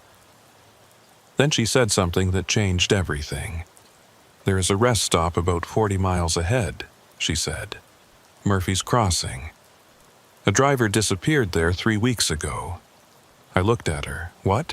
His name was Earl Comstock, she said. He was hauling grain to Kansas City. He stopped at Murphy's Crossing to sleep, and in the morning, his truck was there, but he was gone. I felt that chill again. How do you know that? Opal turned and looked at me with those dark, still eyes. Because I was there, she said. I did not know what to say to that. Did not know what she meant. Did not know if she was telling me she had witnessed something or been part of something or was warning me about something. But before I could ask, she spoke again. And there's another one, she said, 60 miles past that. A woman named Delafontaine. She disappeared at the Crossroads fuel station in September. They found her rig with the engine still running and the driver's door open. She was never seen again. Opal turned back to the windshield. I know every place on this highway where someone has disappeared, she said. I know the dates and the names and the circumstances. I know which rest stops are safe and which ones are not. I know which routes to take and which ones to avoid. She paused. That is why you picked me up tonight, Virgil. Because I can help you get where you are going, as long as you listen to me. I drove in silence for a long time after that. Did not ask any more questions. Did not challenge what she was telling me. Just drove, watching the road, thinking about Earl Comstock and Delafontaine and all the other names she might know. Thinking about what it meant that she knew them. Thinking about what it meant that I had picked her up. Around midnight, my CB radio crackled to life. It was Tanner, checking in like he had asked me to. Harker, you at Dalhart yet? I grabbed the handset. About 20 minutes out. Good, stay on schedule. And Harker, he paused. Yeah? Be careful out there. I have been hearing some strange chatter on the frequencies tonight. Drivers talking about things on the highway. Things that are not supposed to be there. I looked at Opal. She was watching me now, her eyes fixed on my face. What kind of things? I asked Tanner. Another pause, longer this time. People, Tanner said finally. People standing by the road. People who are not there when you look back. I felt the hair rise on the back of my neck. Copy that, I said. I will keep my eyes open. I hung up the handset and kept driving. Opal did not say anything, did not react to what Tanner had said, just sat there in the passenger seat, still as a stone, watching me with those dark, knowing eyes. The highway stretched out ahead of us, empty and dark and full of secrets, and I was starting to realize that the woman beside me knew every single one of them. We passed the Dalhart Junction at 12:23 a.m. I radioed Tanner to let him know, and he acknowledged with his usual clipped efficiency. On schedule, he said. Keep it that way. Then he was gone, and I was alone again with the highway and the darkness, and the woman sitting beside me who knew things she should not know. Opal had not spoken since telling me about Earl Comstock and Delafontaine. She just sat there, still as a photograph, her hands folded in her lap, her eyes fixed on the road ahead. I wanted to ask her more questions, wanted to understand how she knew about the disappearances, why she was on that highway, what she meant when she said she had been traveling it for a long time. But something stopped me. Maybe it was fear. Maybe it was the sense that some questions have answers you do not want to hear. Or maybe it was just the strangeness of the night, the way everything felt slightly off-kilter, like a picture hanging crooked on a wall. Whatever the reason, I kept my mouth shut and my eyes on the road. The highway stretched out ahead of us, straight and empty and dark. The clouds had cleared completely now, and the stars were bright overhead, scattered across the sky like salt on a black cloth. The only sounds were the hum of the engine and the whisper of the tires on the asphalt, and the soft hiss of the heater blowing warm air into the cab. Then Opal spoke. Murphy's Crossing is in 12 miles. I looked at her. The rest stop where Earl Comstock disappeared? She nodded. I felt my hands tighten on the wheel. Are we stopping there? No. She turned her head and looked at me with those dark, still eyes. We are not stopping anywhere until we reach Amarillo. I did not argue with her. We passed Murphy's Crossing without slowing down. I caught a glimpse of it through my window as we went by. A small building, a few parking spots, a single light pole casting a weak yellow glow over the empty lot. It looked exactly like the rest stop where I had found Opal. Same layout, same feeling of abandonment, same sense that something was wrong. In my mirror, I saw the rest stop recede into the darkness behind us, and just before it disappeared from view, I thought I saw something. A figure standing at the edge of the parking lot. A man, maybe, or the shape of a man, standing there motionless, watching us pass. Then it was gone, and there was nothing behind us but the empty highway. I looked at Opal. She was staring straight ahead, but there was something different about her expression. A tightness around her mouth, a tension in her jaw, like she knew what I had seen, like she had been expecting it. Who was that? I asked. She did not answer. Opal, who was that man at the rest stop? She was quiet for a long moment. Then she said, "That was Earl." I felt my blood turn to ice. Earl Comstock, the driver who disappeared? She nodded. But you said he vanished 3 weeks ago. You said they never found him. They did not, she said, but that does not mean he is gone. I did not know what to say to that. Did not know what she meant. Did not know if I wanted to know. We drove in silence for another 20 miles. The highway was completely empty now.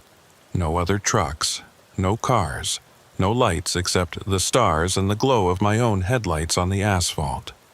It was the kind of emptiness that makes you feel like you are the last person on Earth. The kind that makes you start to doubt that there is anything out there at all. Around 1 a.m., Opal spoke again. There's a fuel station coming up, Crossroads. That is where Delafontaine disappeared. I remembered the name from earlier, the woman whose rig was found with the engine running and the door open. Are we passing that one too? I asked. Yes, Opal said. Do not slow down, do not look.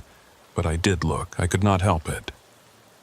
As we passed the Crossroads fuel station, I turned my head and looked out my window at the empty parking lot. The dark building, the pumps standing silent and still under the flickering lights. And I saw her, a woman standing beside one of the pumps. Dark hair, dark clothes, arms hanging at her sides. Standing there motionless, her face turned toward the highway, toward me, watching us pass with eyes I could not see but could feel. Delafontaine. I looked away, looked back at the road, gripped the wheel and pressed the accelerator and drove as fast as I could away from that place. In the passenger seat, Opal sat perfectly still. She did not look at me, did not acknowledge what I had seen, just sat there with her hands folded in her lap, staring straight ahead at the empty highway. They are all still there, she said quietly. Everyone who disappears on this highway. They do not leave.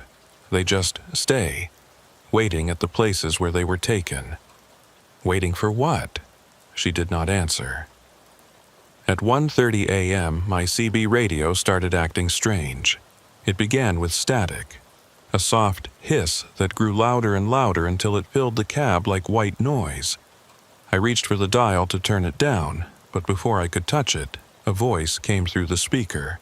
Not Tanner, not another driver. A voice I did not recognize. A woman's voice, low and flat and distant, like someone speaking from very far away. Route 287 North, the voice said. Exit 14. Third Tuesday of November.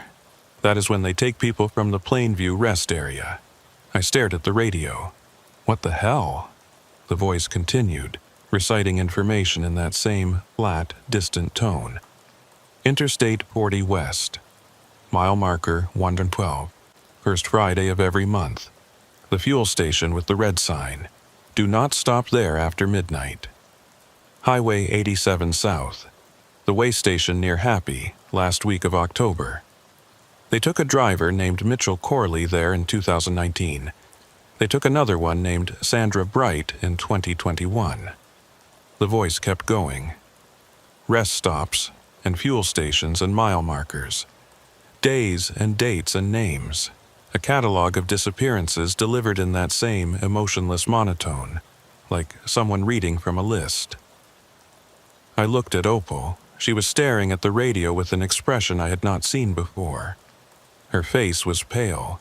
Her eyes were wide. Her hands, still folded in her lap, were trembling. "That is me," she said. I did not understand. "What?" The voice on the radio. She swallowed. "That is my voice." I listened. The voice was still speaking, still reciting names and dates and locations. And now that Opal had said it, I could hear the similarity. The same low tone, the same flat delivery, the same strange, distant quality, like someone speaking from the bottom of a well. But Opal was sitting right next to me. Her mouth was closed. She was not speaking. "How is that possible?" I asked. She shook her head. "I do not know. It has never happened before." The voice on the radio stopped mid-sentence. There was a moment of silence. Then static again, loud and harsh, filling the cab with noise. And then, underneath the static, something else. A different voice. Deeper. Rougher. A man's voice. "Virgil Harker," the voice said. I grabbed the handset. "Who is this?" The voice did not answer my question. Instead, it said, "She should not be in your truck, Virgil. She does not belong there. She does not belong anywhere." I looked at Opal. She was staring at the radio, her face white, her hands gripping the edge of the seat. "Who is that?" I asked her. Who is talking?" She shook her head. Her voice was barely a whisper. "I do not know. I have never heard that voice before." The man's voice came through the radio again. "She has been on this highway too long, Virgil. She knows too much. The places, the names, the dates. She knows things that no one is supposed to know. And now she is spreading that knowledge to you." A pause. "That is dangerous, Virgil. That is very dangerous." I pressed the transmit button on the handset. "What do you want?" "What are you trying to tell me?" Static. Then the man's voice again. Closer now. Clearer. Like he was right there in the cab with us. "Let her out, Virgil. The next rest stop you pass, pull over and let her out. Leave her there and keep driving. Do not look back. Do not think about her again. That is the only way you get to Amarillo alive." The radio went dead. I sat there in the silence, my hand still gripping the handset, my heart pounding in my chest. I looked at Opal. She was still staring at the radio, her face pale, her breathing shallow. "What was that?" I asked. "Who was that man?" She shook her head slowly. "I do not know," she said. "But he is wrong." "Wrong about what?" She turned and looked at me, and there was something in her eyes that I had not seen before. Fear. Real fear. Not the controlled stillness she had shown all night.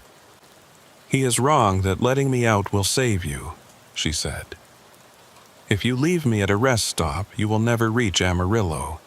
You will disappear just like all the others. Just like Earl and Della and all the names I know." "How do you know that?" She held my gaze. "Because that is what happened to me." She told me her story.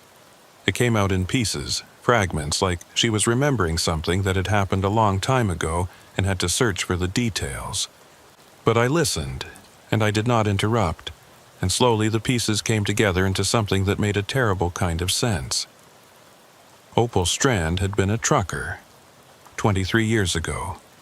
She had driven the same routes I drove, hauled the same kinds of loads, stopped at the same rest areas and fuel stations. She had been good at her job, reliable, careful.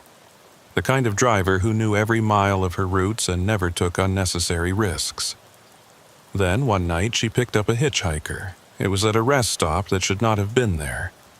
A place that did not appear on any map, that she had never seen before despite driving that route for years. A man was standing there in the rain, waiting for a ride. She stopped because she felt sorry for him. Because she thought she was helping someone in need. The man got in her truck and told her things. Told her about places on the highway where drivers disappeared. Told her the names and dates and locations. Told her secrets that no living person should know. And then, somewhere between the rest stop and her destination, she disappeared. "I was found," she said. "My truck was found, I mean. Parked at a fuel station off Highway 54. Engine running, door open.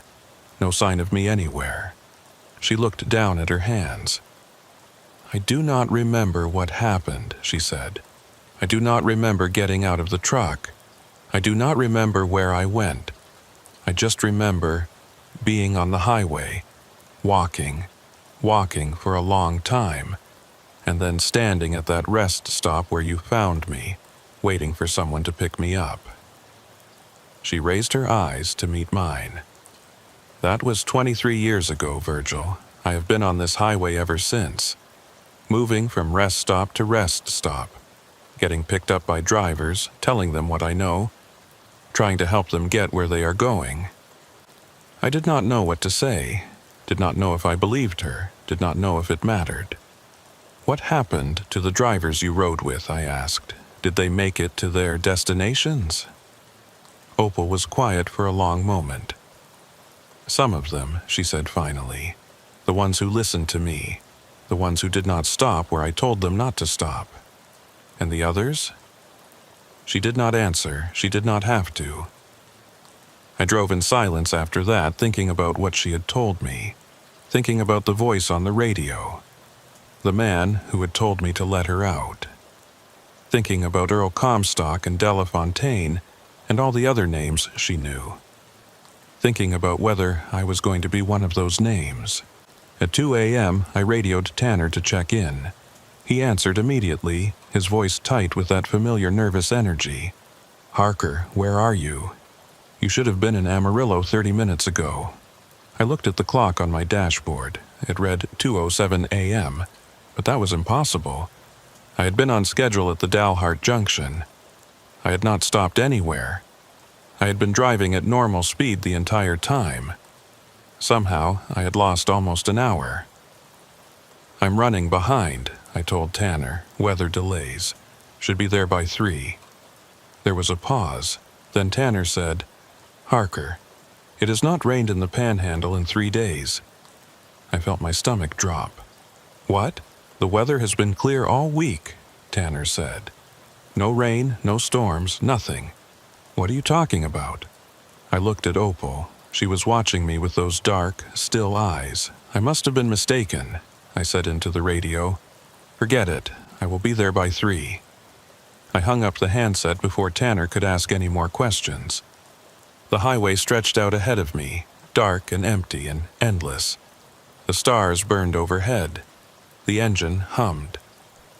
And beside me, Opal Strand sat in silence, knowing things she should not know, waiting to see if I would become another name on her list.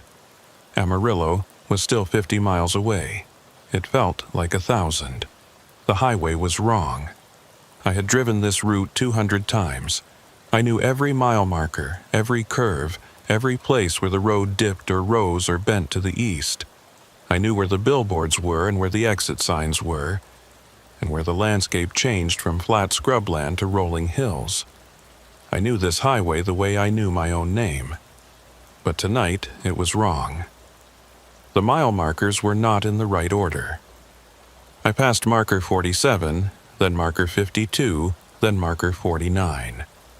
The exits I expected did not appear when they should. The fuel stations and rest stops that I knew by heart were missing, replaced by others I had never seen. It was like driving through a place that looked like the highway but was not quite. A copy made by someone who did not know the original well enough to get the details right. I looked at Opal. She was staring out the windshield, her face blank, her hands folded in her lap. "What is happening?" I asked. "The road is not right. The markers are out of order." She nodded slowly. "It happens sometimes. When you have been on the highway too long, the road starts to shift." "Shift how?" She turned and looked at me. "The highway is not just a road, Virgil. It is a system, a network. And like any system, it has rules. Ways of keeping itself in order. Ways of dealing with things that do not belong." She looked back at the windshield. "I do not belong here anymore," she said. "And the longer I stay in your truck, the more the highway tries to correct that. It moves things around, changes the order, tries to confuse you so you will stop somewhere you should not stop." I felt my hands tighten on the wheel. "So what do I do?" "Keep driving," she said. "Do not stop. Do not get out of the truck. No matter what you see, no matter what the road does, you keep driving until you reach Amarillo. And if I cannot find Amarillo, if the highway keeps shifting," she was quiet for a moment. Then she said, "You will find it, as long as I am here to guide you." I did not know if that was reassuring or terrifying. We drove on. At 2:30 a.m., the radio started again. It began the same way as before. Static, loud, and harsh, filling the cab with noise. Then Opal's voice, that distant, flat monotone, reciting names and dates and locations. Rest stops and fuel stations and mile markers. Places where drivers had disappeared. A catalog of loss, delivered without emotion, without pause, without end. But this time, there was something different. The names were not strangers anymore. Highway 287 South, Exit 23, November 14th, 2019. Virgil Harker stopped for fuel at the Conoco station. He was seen on the security camera entering the building. He was never seen leaving. I felt my blood turn to ice. That was my name, my route, a date that was only a week away. Interstate 27 North, mile marker 88, November 14th, 2019. Virgil Harker's truck was found parked on the shoulder. Engine running. Driver's door open. No sign of the driver. I grabbed the radio and switched it off. The cab went silent. Opal was staring at me. Her face was pale. "That was you," she said. "That was your name. I know. November 14th. That is 6 days from now." I swallowed hard. "Is that real? Is that going to happen?" She shook her head slowly. "I do not know. I have never heard the radio say someone's name before it happened. I have only ever heard it after." I sat there, gripping the wheel, staring at the dark highway ahead of me. 6 days. In 6 days, according to that voice, I was going to disappear. My truck was going to be found on the shoulder of Interstate 27, engine running, door open, no sign of me anywhere. Just like Earl Comstock. Just like Delafontaine. Just like all the names Opal knew. "Can I stop it?" I asked. "Can I change it?" Opal was quiet for a long moment. Then she said, "I do not know, Virgil. I have never met anyone who knew their date before it came." She looked at me. "But you know now, and that has to mean something." I did not know what it meant. Did not know if knowing made a difference, or if I was just another name on a list, waiting for my turn to disappear. But I did know one thing. I was not going to stop driving until I reached Amarillo. The next hour was the longest of my life. The highway kept shifting. Mile markers appeared and disappeared in random order. Exits led to places that did not exist. Rest stops materialized out of the darkness and then vanished when I looked back in my mirror. It was like driving through a fever dream, a landscape that obeyed its own logic and changed every time I tried to understand it. But I kept driving. Opal guided me. She told me when to change lanes, when to slow down, when to ignore an exit that looked legitimate but was not. She knew the highway in a way I never could, knew its tricks and traps and hidden dangers. She had been traveling it for 23 years, and in that time she had learned its secrets. Some of them, anyway. At 3:15 a.m. I saw lights ahead. Real lights, steady and bright, not the flickering illusions that had been appearing and disappearing all night. A city on the horizon, buildings and streetlights and the glow of civilization. Amarillo. I felt something loosen in my chest. Relief. Hope.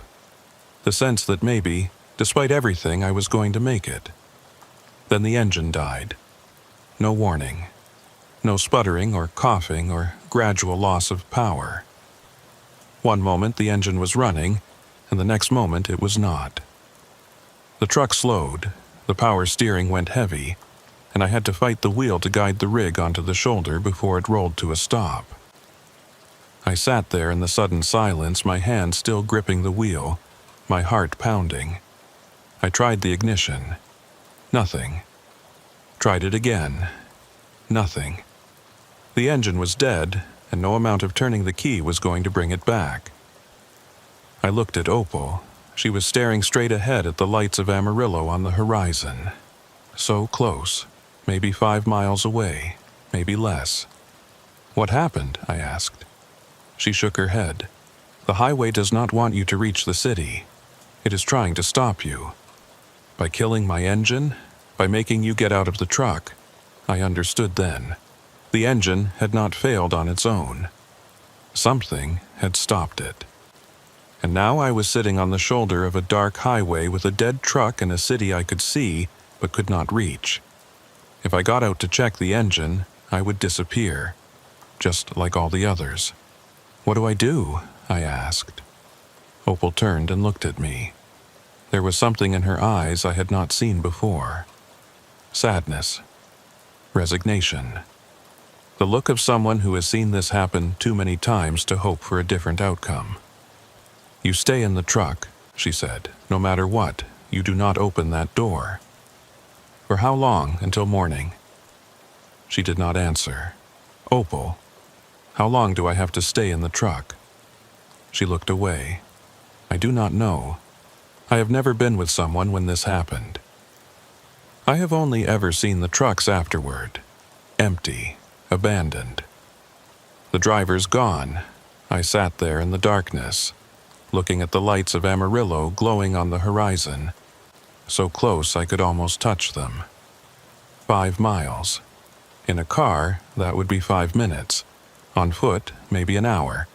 But I could not drive, and I could not walk, and all I could do was sit in my dead truck and wait for something to happen. Then I remembered the radio. I reached for the CB and turned it on. Static filled the cab, loud and harsh. But underneath it, I could hear something else. A voice faint and distant like someone calling from very far away. "Tanner," I said into the handset. "Tanner, can you hear me?" The static shifted. The voice grew slightly clearer. "Harker?" "Breaking up. Your location." "I'm on the shoulder about 5 miles from Amarillo. My engine died. I need help." More static. Then Tanner's voice again, clearer this time. "Harker, you should have been here 2 hours ago. I have been trying to reach you. Where have you been?" I did not know how to answer that. Did not know how to explain that the highway had been shifting, that time had been moving wrong, that I had been driving through a landscape that did not exist. "I need a tow," I said.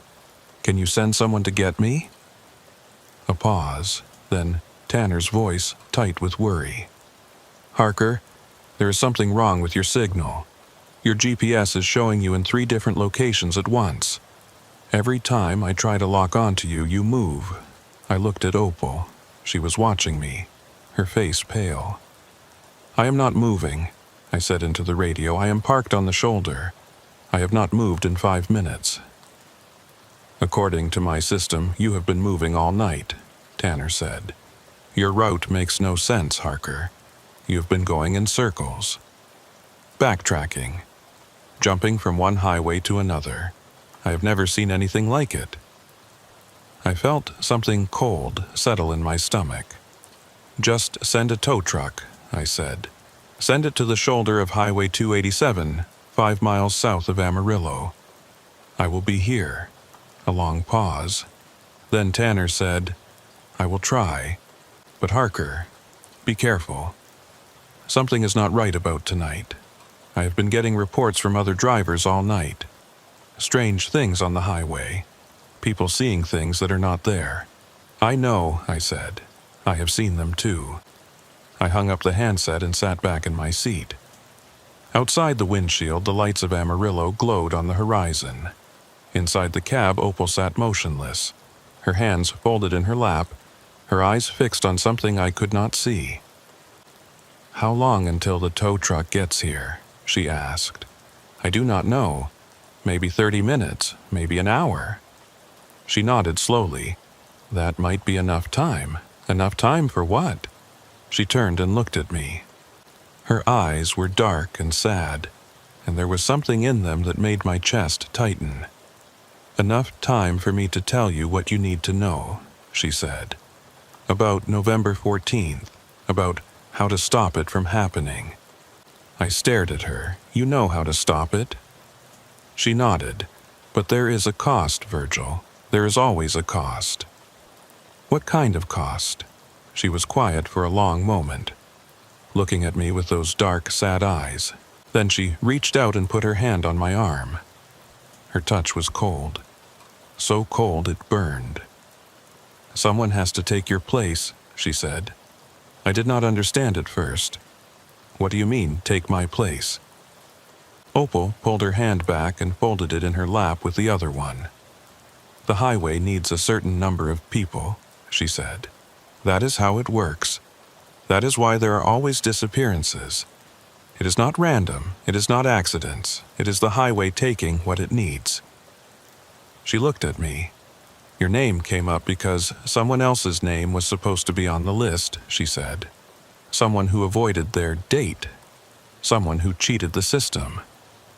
And now the highway needs to balance the books. It needs to take someone to replace the one who got away. Who? I asked. Who got away? She did not answer. But I saw something in her eyes. A flicker of guilt. A shadow of shame. And I understood. It was you, I said. You were supposed to disappear 23 years ago. You were supposed to be taken. But something happened. You avoided it somehow, and now the highway has been trying to balance the books ever since, Opal said, taking other drivers in my place, one after another, all these years. She looked down at her hands. I know their names because they were taken instead of me, she said. Every single one of them. Earl Comstock. Della Fontaine. All of them. They disappeared because I did not. I sat there in silence, processing what she had told me. 23 years of disappearances. Dozens of drivers, maybe hundreds, taken by the highway because one woman had escaped her fate. And now it was my turn. Why me? I asked. Why is my name on the list? Because you picked me up, Opal said. Because I got in your truck. The highway knows I am here. It knows I am trying to escape again. And it is going to take you instead. She raised her eyes to meet mine. Unless I let it take me first. I told her no. I told her I would not let her sacrifice herself for me. I told her there had to be another way. I told her that 23 years of guilt was enough. That she did not owe the highway anything else. That she had already paid for whatever sin she had committed by escaping her fate. She listened to all of it. And when I was finished, she shook her head. It does not work that way, Virgil. The highway does not forgive. It does not forget. It just takes what it is owed, one way or another. If I do not give myself to it tonight, it will take you on November 14th. And then it will take someone else after you, and someone else after that. On and on, forever, until I finally stop running. She looked at me with those dark, sad eyes. I'm tired of running, she said. I'm tired of watching other people disappear because of me. I am tired of knowing all those names. I did not know what to say. Did not know how to argue with someone who had spent 23 years carrying a weight I could not imagine. Did not know how to convince her that her life was worth more than mine, when she had already decided that it was not. So I asked her a question instead. What happened 23 years ago? What happened that made you escape? Opal was quiet for a long moment. Outside the windshield, the lights of Amarillo glowed on the horizon. Inside the cab, the silence pressed down on us like a physical thing. Then she told me. She had been driving a load of furniture from Dallas to Denver. A routine run on a route she knew well. The weather was clear, the traffic was light, and she was making good time. She expected to reach Denver by morning. Around midnight, she stopped at a rest area to use the bathroom and stretch her legs. It was a small place, just a building and a few parking spots and a single light pole. There were no other vehicles, no other drivers, just her and the darkness and the highway stretching out in both directions. When she came out of the bathroom, there was a man standing beside her truck. He was tall and thin, wearing dark clothes that blended into the night. His face was in shadow, and she could not see his features. He was just standing there, motionless, his arms at his sides looking at her. She asked him if he needed help. He did not answer. She asked him if he was stranded. He did not answer. She asked him to move away from her truck. He did not answer. She started walking toward her rig, planning to get in and drive away as fast as she could. But as she got closer, the man raised his arm and pointed at her. Not at her, at something behind her. She turned and looked. There was nothing there. Just the building and the parking lot and the empty highway. When she turned back, the man was gone. She got in her truck and drove away. Drove as fast as she could, not stopping, not slowing down, not looking back. She drove all the way to Denver and delivered her load and told herself that the man at the rest stop had been a hallucination, a product of exhaustion, a trick of the light. But she knew it was not true. And 3 days later, when she was driving back to Dallas on the same route, she saw him again. He was standing at a different rest stop this time. Same posture, same dark clothes, same shadowed face, same arm raised, pointing at something behind her. And when she turned to look, he was gone. She saw him again a week after that, and again 2 weeks after that, and again, at rest stops and fuel stations and mile markers all along her route. Always the same, always pointing, always disappearing when she turned around. She started to understand what was happening, started to realize that the man was not just appearing to her randomly. He was marking her, counting down to something, waiting for her to stop at the wrong place at the wrong time. So she stopped stopping. She started driving straight through on her runs, not pulling over for anything. She brought food and water and a portable toilet so she would never have to leave her truck. She drove 16, 18, 20 hours at a stretch, fighting off exhaustion, refusing to give the highway a chance to take her. And it worked. For a while. But you cannot drive forever. You cannot stay awake forever. Eventually, your body gives out, and you have to stop.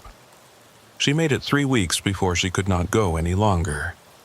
Her eyes were burning. Her hands were shaking. She was hallucinating shapes on the road that were not there. She knew that if she did not stop and sleep, she was going to crash and kill herself and probably someone else. So she stopped. She pulled into a rest area outside of Lubbock and parked in a spot near the building where there were lights and other trucks. She locked her doors and climbed into the sleeper berth and closed her eyes. When she woke up, she was not in her truck anymore. She was standing on the shoulder of the highway. It was night, but not the same night. The air was different. The stars were different. The landscape was different. She was somewhere else, some when else, and she did not know how she had gotten there.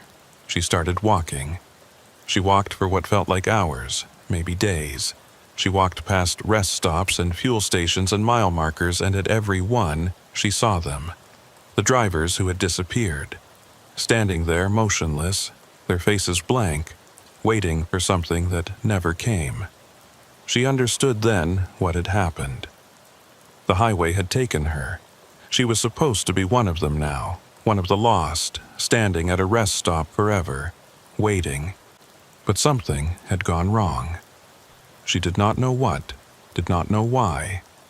But instead of being trapped at one location, she was moving, drifting, passing through the highway like a ghost, invisible to the drivers who passed her, unable to stop, unable to rest. Until one night a truck pulled over. A driver got out and looked at her and spoke to her. Asked her if she needed help. Asked her if she wanted a ride. And she realized she was visible again. She was real again. She could get in a truck and travel the highway and interact with the world. But she was not alive. Not really. She was something else now. Something between. A ghost who could walk and talk and ride in trucks, but who was not part of the world anymore. Who was only part of the highway. And the highway was angry. It had been cheated. It had marked her for taking, and she had slipped away somehow, and now it wanted her back. But it could not take her directly. It could only take the drivers she rode with, the ones who picked her up and gave her a place in their trucks and their lives. One by one, they disappeared. And, one by one, she learned their names. She finished her story and sat there in silence, her hands folded in her lap, her eyes fixed on the lights of Amarillo. I did not know what to say. I wanted to tell her it was not her fault, that she had not asked to be taken, that she had not asked to be turned into whatever she was now, that the highway's hunger was not her responsibility. But I knew it would not help. She had been carrying this guilt for 23 years. Nothing I said was going to take it away. So instead, I asked her another question. How do you do it? How do you give yourself to the highway? She looked at me. I get out of the truck, she said. I walk to the shoulder. And I wait. That is it. That is it. The highway will do the rest. I looked at the door of my cab, at the handle that I had not touched since the engine died, at the darkness beyond the window pressing in on all sides. If you get out, I said, what happens to me? Opal was quiet for a moment. Then she said, the engine will start again. You will drive to Amarillo. You will deliver your load. And on November 14th, you will not disappear. She paused. But you will have to live with knowing what I did for you. I shook my head. I cannot let you do that. You do not have a choice, Virgil. She reached for the door handle. This is not your decision to make. Wait. She stopped. I looked at her, at this woman I had picked up 3 hours ago at a rest stop that should not have existed. This woman who knew every place on the highway where someone had disappeared. This woman who had been running from her fate for 23 years and had finally decided to stop. If you go out there, I said, what happens to you? Do you become like the others? Standing at a rest stop forever, waiting. She shook her head slowly. I do not know, she said. Maybe, or maybe something else. Maybe nothing. She looked at me. But whatever happens, it will be over. And that is enough. She opened the door. The cold rushed in immediately, biting and sharp, carrying the smell of dust and sage and something else. Something that smelled like ozone, like electricity, like the air before a lightning strike. Opal, I said. She looked back at me. Her face was calm, peaceful almost. The face of someone who had made a decision and was at rest with it. Thank you, Virgil, she said, for picking me up, for listening to my story, for not leaving me at the side of the road when that voice told you to.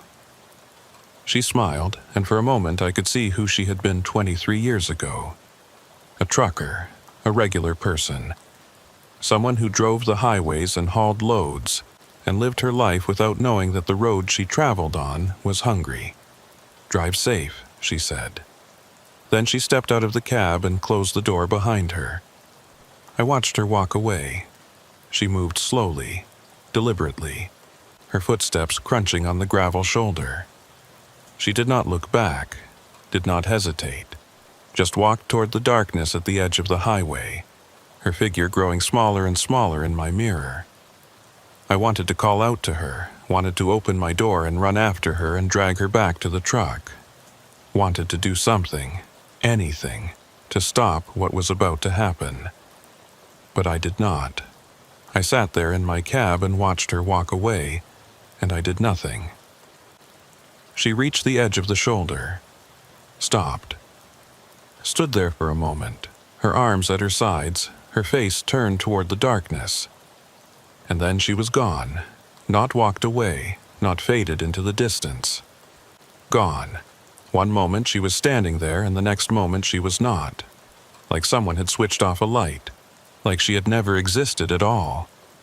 I stared at the empty shoulder, at the place where she had been standing, at the darkness that had swallowed her. Then the engine turned over. I had not touched the key, had not done anything. But the engine was running, rumbling beneath me, filling the cab with warmth and noise and the promise of movement. I put the truck in gear, pulled back onto the highway, drove toward the lights of Amarillo on the horizon. I did not look back. I delivered my load at 4:17 a.m. The warehouse was quiet, just a night supervisor and a couple of guys running forklifts. They unloaded my trailer without asking questions, and I signed the paperwork and drove to a truck stop to get some coffee and try to make sense of what had happened. I sat in a booth by the window, watching the sun come up over the Texas Panhandle, thinking about Opal Strand. about her story, about the 23 years she had spent on the highway, carrying her guilt, learning the names of the drivers who had disappeared because of her, about the choice she had made. I thought about November 14th, about the voice on the radio that had said my name, about the fate I had been marked for and the woman who had taken my place. I did not know if I believed any of it. Did not know if Opal had been telling the truth, or if she had been crazy, or if the whole night had been some kind of hallucination brought on by exhaustion and bad coffee. But I knew one thing. I was alive. I was in Amarillo, and something had happened on that highway that I would never be able to explain. I finished my coffee and walked back to my truck. The sun was up now, bright and warm, burning off the chill of the night. I climbed into the cab and sat there for a moment, looking at the passenger seat where Opal had been sitting. It was empty, but there was something on the seat, a piece of paper, folded in half, with my name written on the front in handwriting I did not recognize. I unfolded it. Inside was a list, names and dates and locations, rest stops and fuel stations and mile markers, places on the highway where drivers had disappeared. At the bottom of the list, in that same handwriting, was a note. These are the places to avoid. The dates when they take people. I am giving you this so you can stay safe.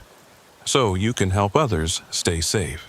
So, my 23 years will mean something. Do not let them take anyone else. Opal. I sat there for a long time, holding that piece of paper, looking at the names. Dozens of them, maybe 100. 23 years of disappearances, written out in neat, careful handwriting.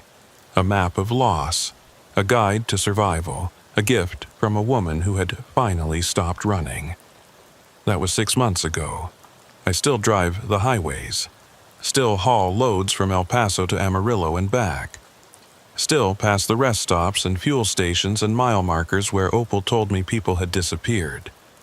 But I am careful now. I check her list before every run. I avoid the places she marked on the dates she specified. I tell other drivers to be careful, though I do not tell them why. I do not think they would believe me if I did. November 14th came and went. I stayed off the highway that day. Stayed home with the doors locked and the blinds drawn and the radio off. Waited for something to happen. Nothing did. Maybe Opal's sacrifice worked. Maybe the highway got what it wanted and crossed my name off its list. Maybe I am safe now. Or maybe I am just waiting. Maybe the highway is patient. Maybe it will come for me eventually, the way it came for all those other drivers, and Opal's gift only bought me time. I do not know, but I know one thing. Sometimes, late at night, when I am driving alone on a dark highway, I hear something on my CB radio. A voice, faint and distant, like someone speaking from very far away. A woman's voice. It recites names and dates and locations. Rest stops and fuel stations and mile markers. Places where drivers have disappeared. A catalog of loss, delivered in a flat, emotionless monotone, like someone reading from a list. And sometimes, at the end of the list, I hear my name, not as someone who is going to disappear, as someone who picked her up, someone who listened to her story, someone who let her go when she needed to go. Virgil Harker, the voice says. Pine Ridge Rest Area, November 8th. A pause, thank you, then static, then silence, and I keep driving.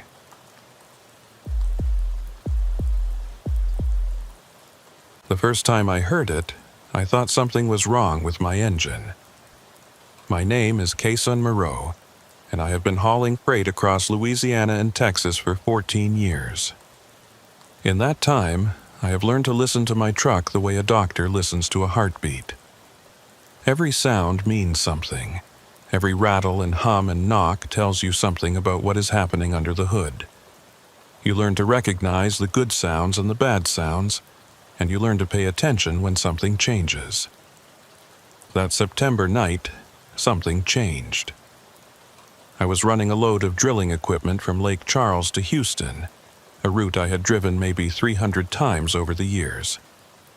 The weather was warm and humid, typical for the Gulf Coast in late summer, and the highway was busy with the usual mix of trucks and cars and tankers heading to and from the refineries. Nothing unusual. Nothing out of place. Then I heard the knock. It was coming from my engine. A rhythmic tapping sound, metal on metal, steady and persistent. The kind of sound that makes a trucker's stomach drop because it usually means something expensive is about to break. I pulled off at the next exit and parked in the lot of a fuel station to check under the hood. The engine was still running, and I could hear the knock clearly now. Tap, tap, tap. Regular as a heartbeat, coming from somewhere deep in the engine block. I shut off the engine and waited for it to cool down. Then I popped the hood and started looking for the source of the sound. Checked the belts, checked the hoses, checked the oil level and the coolant and all the other things that can cause an engine to knock. Everything looked fine. I started the engine again. The knock was gone. I sat there for a moment, listening to the engine idle. Smooth and steady, no tapping, no rattling, nothing out of place. Whatever had been making that sound, it had stopped. I told myself it was nothing. A fluke. Maybe a piece of debris had gotten caught somewhere and worked itself loose. Maybe the heat had caused something to expand and then contract. There were a dozen possible explanations, and I chose to believe one of them rather than worry about something I could not find. I got back on the highway and continued toward Houston. 20 miles later, I heard the knock again. Same sound, same rhythm. Tap, tap, tap. But this time, it was not coming from my engine. It was coming from outside my truck. I looked in my mirrors and saw another rig behind me. A black truck, maybe 100 yards back, running without lights. No headlights. No running lights. No marker lights on the trailer. Just a dark shape on the dark highway, visible only because of the reflected glow from my own taillights. And the knock was coming from that truck. I could hear it through my open window, carried on the warm night air. That same rhythmic tapping, metal on metal, steady and persistent. The sound I had thought was coming from my own engine. I slowed down, expecting the black truck to pass me. It did not. It slowed down too, maintaining the same distance behind me. 100 yards, no closer, no farther. I sped up. The black truck sped up. I changed lanes. The black truck changed lanes. I was being followed. I grabbed my CB radio and tried to raise the driver of the black truck. "This is the Peterbilt ahead of you running eastbound on I-10. You got your lights off, driver. You need to turn them on before you get pulled over." Static. I tried again. "Black truck behind me. Do you copy? You're running dark. Turn on your lights." More static. Then something else, a sound that might have been a voice, or might have been just interference. Low and distorted, like someone speaking through a broken speaker. I could not make out any words. I turned off the radio and kept driving, watching the black truck in my mirror. It stayed behind me, maintaining that same distance, running without lights, its engine knocking in that steady, rhythmic pattern. Tap, tap, tap. Like a heartbeat. Like a clock. Like something counting down. I did not know what to make of it. Did not know why the truck was following me, or why it was running dark, or why I could hear its engine knock from 100 yards away. I just knew that something was wrong, and I wanted to get off the highway and away from that truck as soon as possible. The next exit was for Beaumont. I took it without signaling, cutting across 2 lanes of traffic, hoping to lose the black truck in the maneuver. It did not work. The black truck took the exit too, staying behind me, maintaining that same distance. I could still hear the knock, even over the sound of my own engine. Tap, tap, tap. Steady and relentless. I drove into Beaumont and headed for a truck stop I knew on the east side of town. It was a big place, well lit, with plenty of other drivers around. I figured if the black truck followed me there, at least I would have witnesses. At least I would not be alone. I pulled into the truck stop and parked near the building, where the lights were brightest. Then I got out of my cab and looked back toward the entrance, waiting for the black truck to appear. It did not. I stood there for 5 minutes watching the entrance. Cars came and went. A couple of trucks pulled in, but the black truck was not among them. I walked to the edge of the parking lot and looked out at the street. No sign of the black truck. No sound of that knocking engine. Nothing but the normal traffic of a small Texas city on a warm September night. It was gone. I went inside the truck stop and got a cup of coffee. Sat in a booth by the window and tried to calm down. Tried to convince myself that I had imagined the whole thing, or at least exaggerated it in my mind. A truck running without lights was unusual but not unheard of. Maybe the driver had an electrical problem. Maybe he was trying to avoid getting pulled over for some reason. Maybe he had taken a different exit and I just had not noticed. But that did not explain the knock. That did not explain how I had heard it first from my own engine and then from a truck 100 yards behind me. That did not explain how the sound had followed me off the highway and into the city and then just stopped. I finished my coffee and walked back to my truck. Stood beside it for a moment, looking at the engine compartment, thinking about that sound. Then I heard it again. Tap, tap, tap. Not from my truck, from across the parking lot. I turned and looked.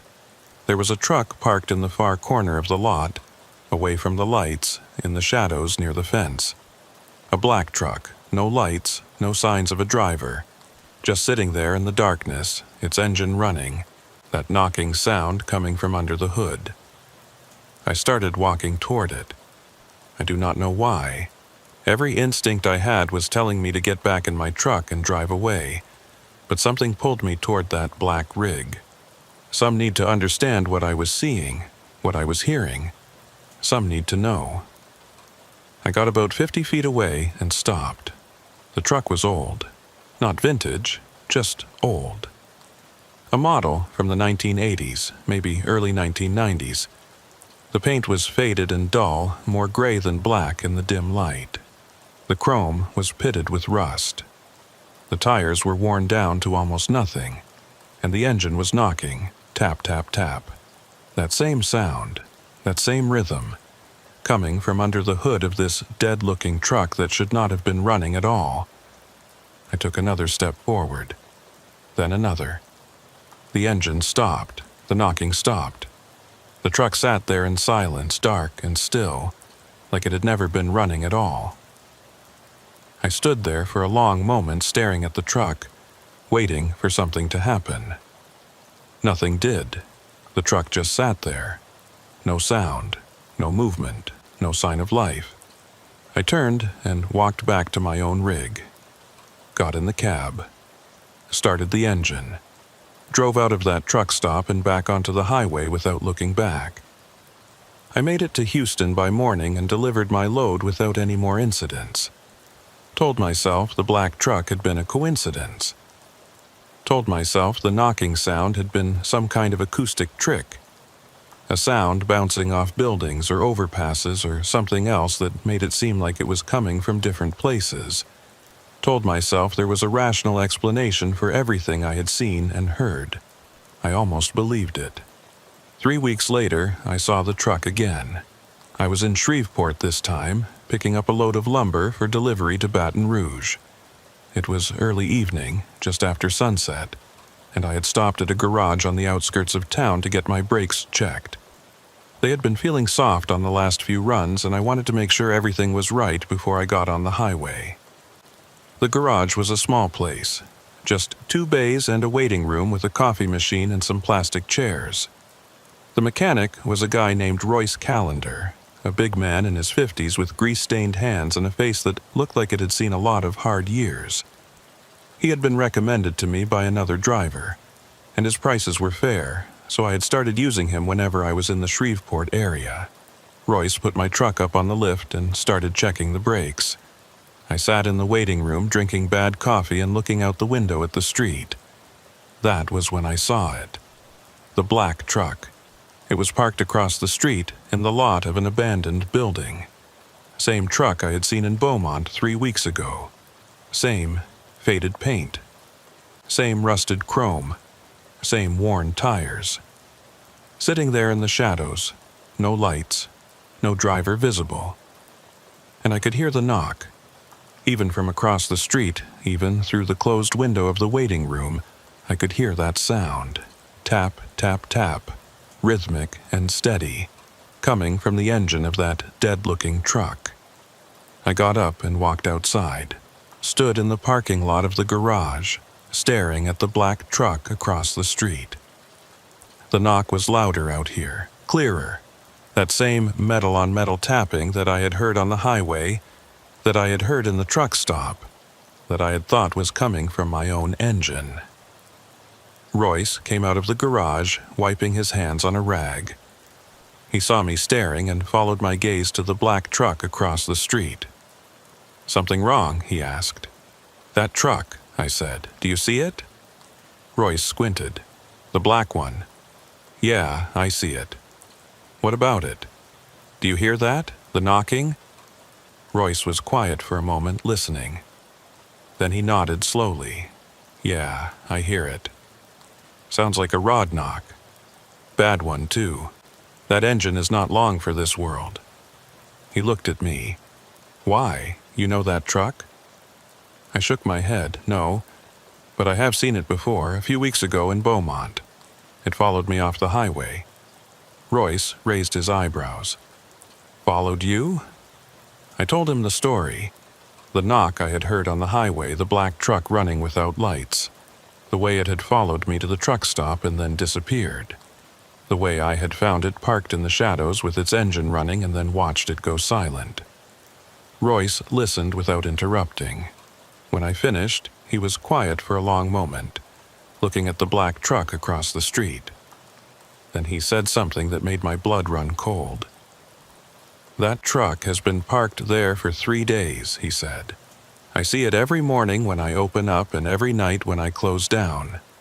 It is always in the same spot, and I have never seen anyone get in or out." He looked at me. "But the engine is always running, and it is always making that sound." I stared at him. "That is impossible. An engine cannot run for 3 days straight. It would run out of fuel." Royce shrugged. "I know what I have seen, and I know what I have heard. That truck has been sitting there with its engine knocking since Monday morning, and it is Thursday night now. You tell me how that is possible." I could not. I looked back at the black truck. It was still sitting there, still running, still knocking. Tap, tap, tap. Like a heartbeat, like a clock, like something waiting. "What do you think it is?" I asked Royce. He shook his head. "I do not know, but I will tell you one thing. I am not going over there to find out." He turned and walked back into the garage. I stood there for a while longer, watching the truck, listening to the knock. Then I went back inside and waited for Royce to finish with my brakes. When I pulled out of the garage an hour later, the black truck was still there. Still running, still knocking. I drove to Baton Rouge and did not look back, but I could not stop thinking about it. The black truck, the knock, the way it had appeared in 2 different cities 3 weeks apart, always in the shadows, always running, always making that same sound. I started asking other drivers about it, describing the truck, the sound, the way it seemed to follow me. Most of them looked at me like I was crazy. A few of them laughed. One guy told me I needed to get more sleep. But one driver, an old-timer named Guidry, who had been hauling freight since before I was born, got a strange look on his face when I told him the story. "Black truck," he said. "Knocking engine. No driver." "That is right," I said. "You have seen it?" Guidry shook his head slowly. "No, but I have heard of it. Stories going back years." Drivers seeing a black truck on the highway hearing that knock, following them from city to city, showing up wherever they go. He looked at me. "The stories say it is bad luck," he said. "Real bad luck. They say the drivers who see that truck, things start going wrong for them. Accidents, breakdowns, health problems." He paused. "They say some of them disappear." I felt a chill run down my spine. "Disappear?" Guidry nodded. "Trucks found empty on the side of the road. Drivers gone without a trace.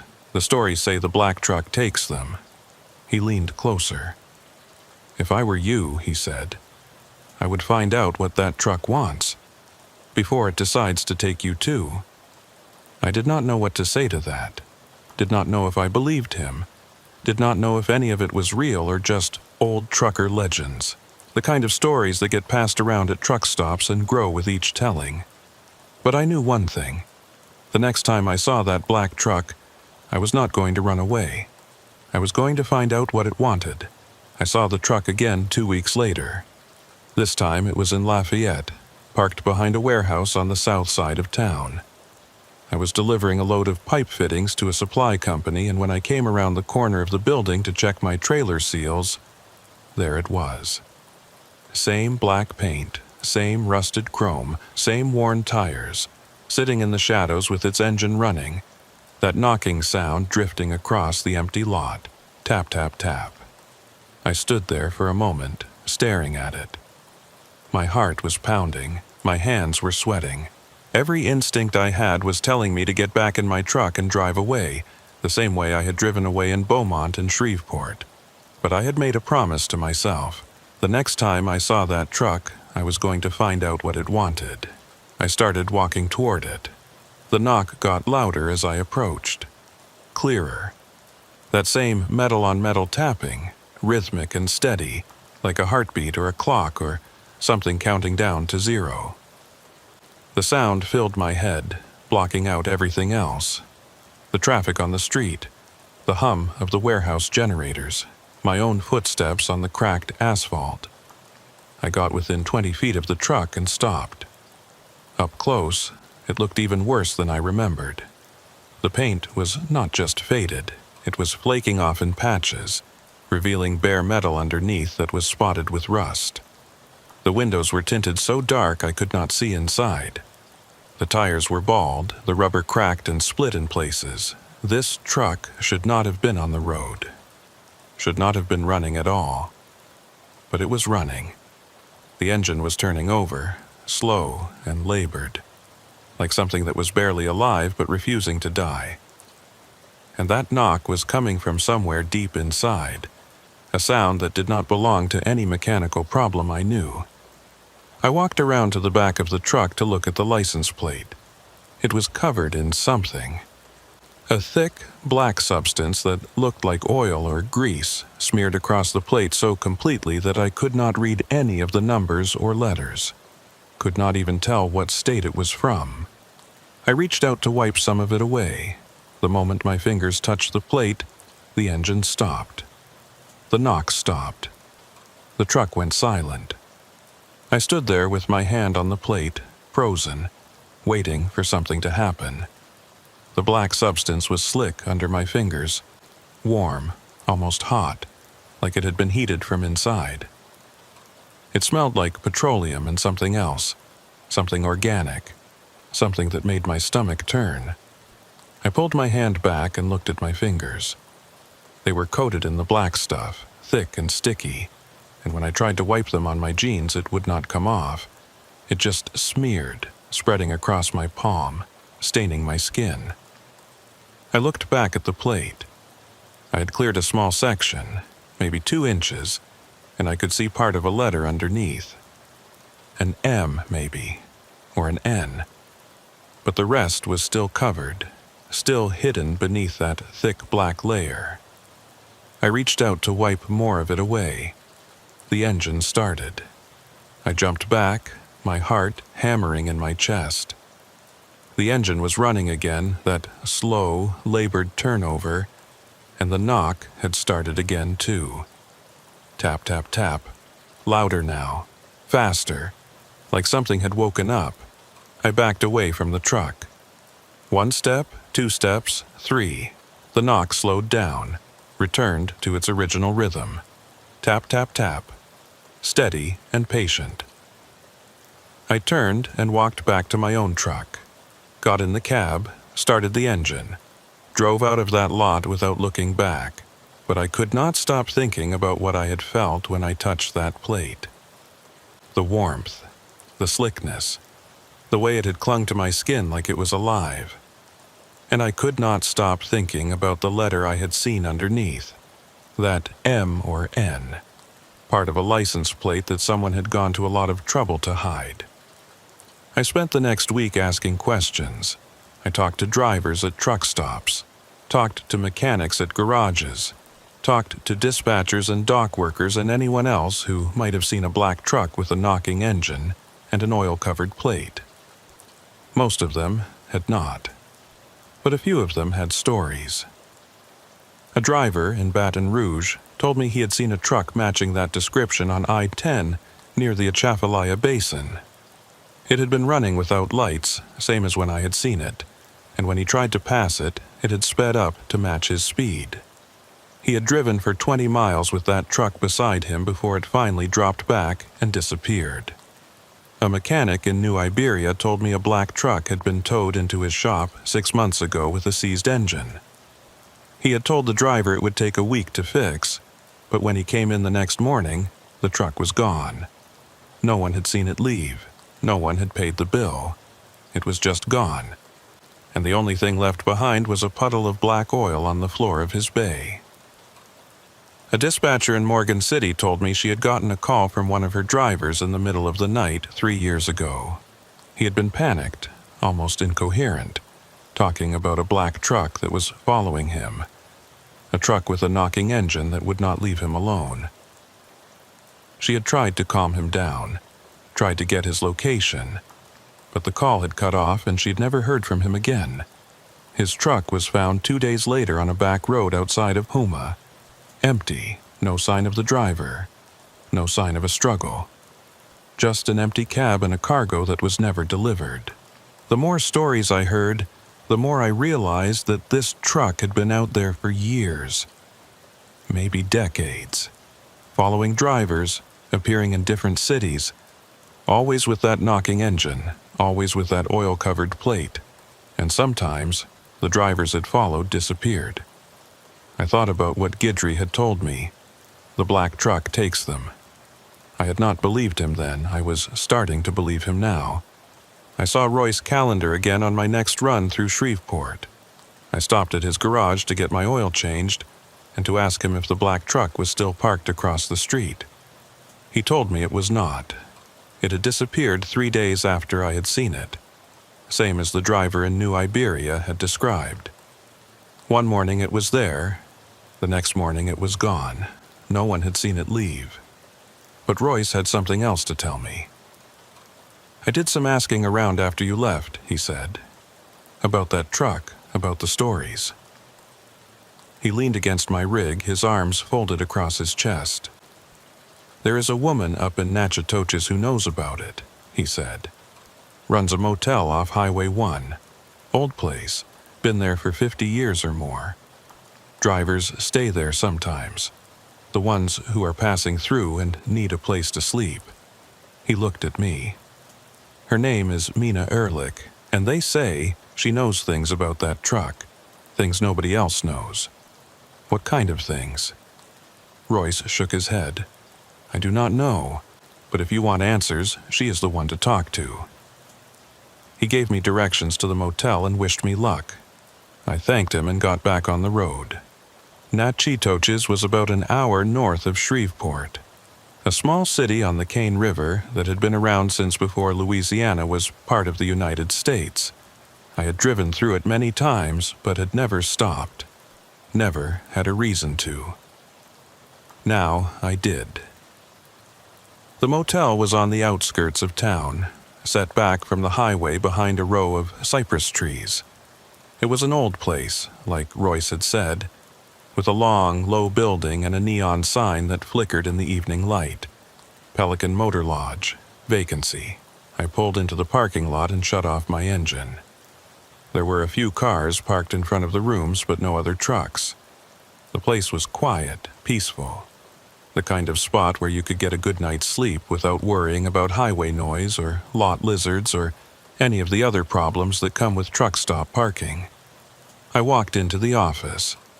It was small and neat, with a counter and a rack of tourist brochures and a bell to ring for service. Behind the counter was a door that led to what I assumed were the manager's quarters. I rang the bell. A moment later, the door opened and a woman came out. She was in her 60s, maybe 70s, with silver hair pulled back in a bun and a face that was lined but still sharp. Her eyes were dark and watchful, the kind of eyes that took in everything and gave away nothing. "Help you?" she asked. "I am looking for Mina Ehrlich." "You found her." I introduced myself and told her why I was there. Told her about the black truck I had been seeing, about the knocking engine and the oil-covered plate, about the stories I had heard from other drivers, about the way the truck seemed to be following me from city to city, always showing up wherever I went. Mina listened without interrupting. When I finished, she was quiet for a long moment, studying me with those dark, watchful eyes. Then she said, "You touched the plate." It was not a question. "Yes," I said. I tried to wipe off some of the oil to see the numbers. Mina shook her head slowly. "That was a mistake. Why?" "Because now it knows you," she said. "Before, it was just following you, watching you. But when you touched that plate, you made a connection. You let it know that you see it, that you are curious about it." She leaned forward, and it does not like to be seen. I felt a chill run through me. "What is it? What is that truck?" Mina was quiet for a moment. Then she said, "Come with me." She led me out of the office and across the parking lot to a room at the far end of the building. She unlocked the door and gestured for me to go inside. The room was not a guest room. It was a storage space filled with boxes and filing cabinets and stacks of old newspapers and magazines. But on one wall there was a corkboard covered with photographs and news clippings and handwritten notes. I walked over to the corkboard and looked at what was there. The photographs showed trucks, black trucks, dozens of them from different angles, in different locations, spanning what looked like decades based on the quality of the photos and the styles of the vehicles around them. Some were parked at rest stops. Some were on the highway. Some were in parking lots or on city streets or in places I did not recognize. But they were all the same truck. The same faded black paint, the same rusted chrome, the same worn tires, the same dark-tinted windows. Taken over the course of what had to be 30 or 40 years, in cities all across Louisiana and Texas and beyond. The news clippings were about disappearances, drivers who had gone missing, trucks found abandoned on the roadside, investigations that had gone nowhere, and cases that had never been solved. And the handwritten notes were names and dates and locations, a catalog of sightings and incidents going back decades. I turned to Mina. She was standing in the doorway, watching me with those dark eyes. "What is this?" I asked. "This is everything I have collected about that truck," she said. "Every sighting, every disappearance, every piece of information I could find." She walked over to the corkboard and pointed at one of the photographs. It showed the black truck parked in a lot somewhere, the license plate visible in the shot, covered in oil. "I have been tracking it for 31 years, she said. "Ever since it took my brother." I stared at her. "Your brother?" She nodded. "He was a trucker, like you. He started seeing that truck in the spring of '93, following him, showing up wherever he went. He told me about it, and I thought he was losing his mind. Thought the stress of the job was getting to him." She looked at the photograph. "Then one night he called me from a rest stop outside of Alexandria. He was scared, really scared. He said the truck was there, parked in the lot, and he could hear the engine knocking. He said he was going to go over and look at the plate. Try to get the numbers so he could report it to the police. She paused. That was the last time I talked to him. They found his rig the next morning, parked at the rest stop. Empty. No sign of him anywhere. No sign of a struggle. He just vanished. She looked at me, same as all the others. I did not know what to say. I looked at the corkboard, at the photographs and clippings and notes. 31 years of tracking. 31 years of trying to understand what had happened to her brother. And she still did not have an answer. What is it? I asked again. The truck. What is it? Mina shook her head. I do not know, she said. I have theories, guesses, but nothing I can prove. She pointed at one of the notes on the corkboard. A list of names and dates. What I do know is that it has been out there for a long time. Longer than 31 years. I have found reports going back to the 1970s, maybe earlier, and it is always the same. The black truck, the knocking engine, the plate covered in oil. She looked at me, and the drivers who see it, they do not stop seeing it. It keeps coming back, keeps following them, until one day they disappear. I thought about the stories I had heard. The driver in Beaumont, the driver outside Houma, all the others whose names were written on Mina's corkboard. I thought about my own name, about whether it would end up on that board someday. Is there any way to stop it? I asked. Any way to make it leave me alone? Mina was quiet for a long moment. Then she said something that I did not understand. Do not wipe the plate, she said. Whatever you do, do not try to see what is underneath. But I already wiped part of it. I know, she said. That is why it is not going to leave you alone now. She looked at me with those dark, watchful eyes. But if you wipe the rest of it, if you see the whole plate, that is when it takes you. I stayed at Mina's motel that night. I did not plan to. I had a load to deliver in Monroe by morning, and I was already behind schedule. But after what she had told me, after what I had seen on that corkboard, I could not make myself get back on the highway. Not in the dark, not alone. Mina gave me a room at the end of the building, away from the other guests. She told me to keep my door locked and my curtains closed and to call her if I heard anything unusual. I asked her what kind of unusual she meant. She just looked at me with those dark eyes and said, "You will know." I lay in bed for a long time, staring at the ceiling, listening to the sounds of the night. Cars passing on the highway, crickets in the grass, the soft hum of the air conditioning unit in the window. Normal sounds. Safe sounds. Then, around 2 a.m., I heard the knock. Tap, tap, tap. I sat up in bed. The sound was coming from outside, from the parking lot. I got up and went to the window, pulled the curtain back just enough to see out. The black truck was parked in the lot. It was sitting directly in front of my room, maybe 30 feet away, its engine running, that knocking sound filling the night air. The headlights were off. The cab was dark. I could not see anyone inside, but I knew it could see me. I let the curtain fall back and stepped away from the window. My heart was pounding. My hands were shaking. I grabbed my phone and called Mina's number. She answered on the first ring. "It is here," I said. "The truck. It is in the parking lot." "I know," she said. "I can hear it." A pause. "Stay in your room. Do not open the door. Do not go outside. It will leave before dawn." "How do you know?" "Because it always does." She hung up. I stood there in the dark room, listening to the knock. Tap, tap, tap. Steady and patient, like it had all the time in the world, like it knew I was not going anywhere. I went back to the window and looked out again. The truck was still there, still running, still knocking, and now I could see something else. There was something dripping from underneath the truck. A dark liquid, pooling on the asphalt beneath the engine.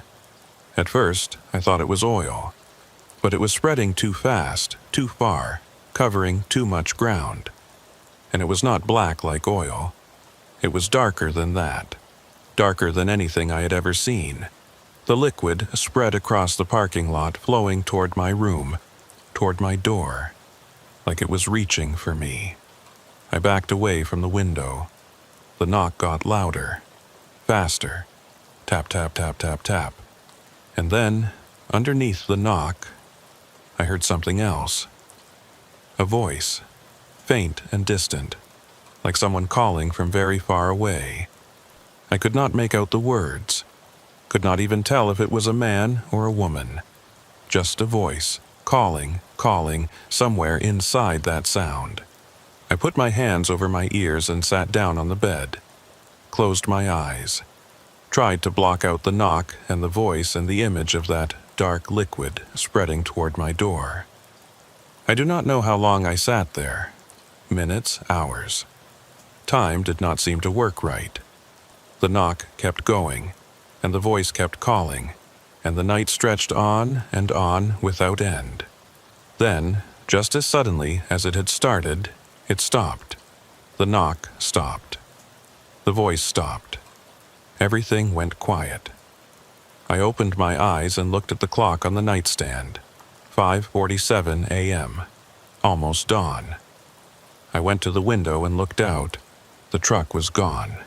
The parking lot was empty. The asphalt was dry. There was no sign of the dark liquid, no sign of the truck, no sign that anything had been there at all. I got dressed and went to find Mina. She was in the office making coffee. She looked like she had not slept either.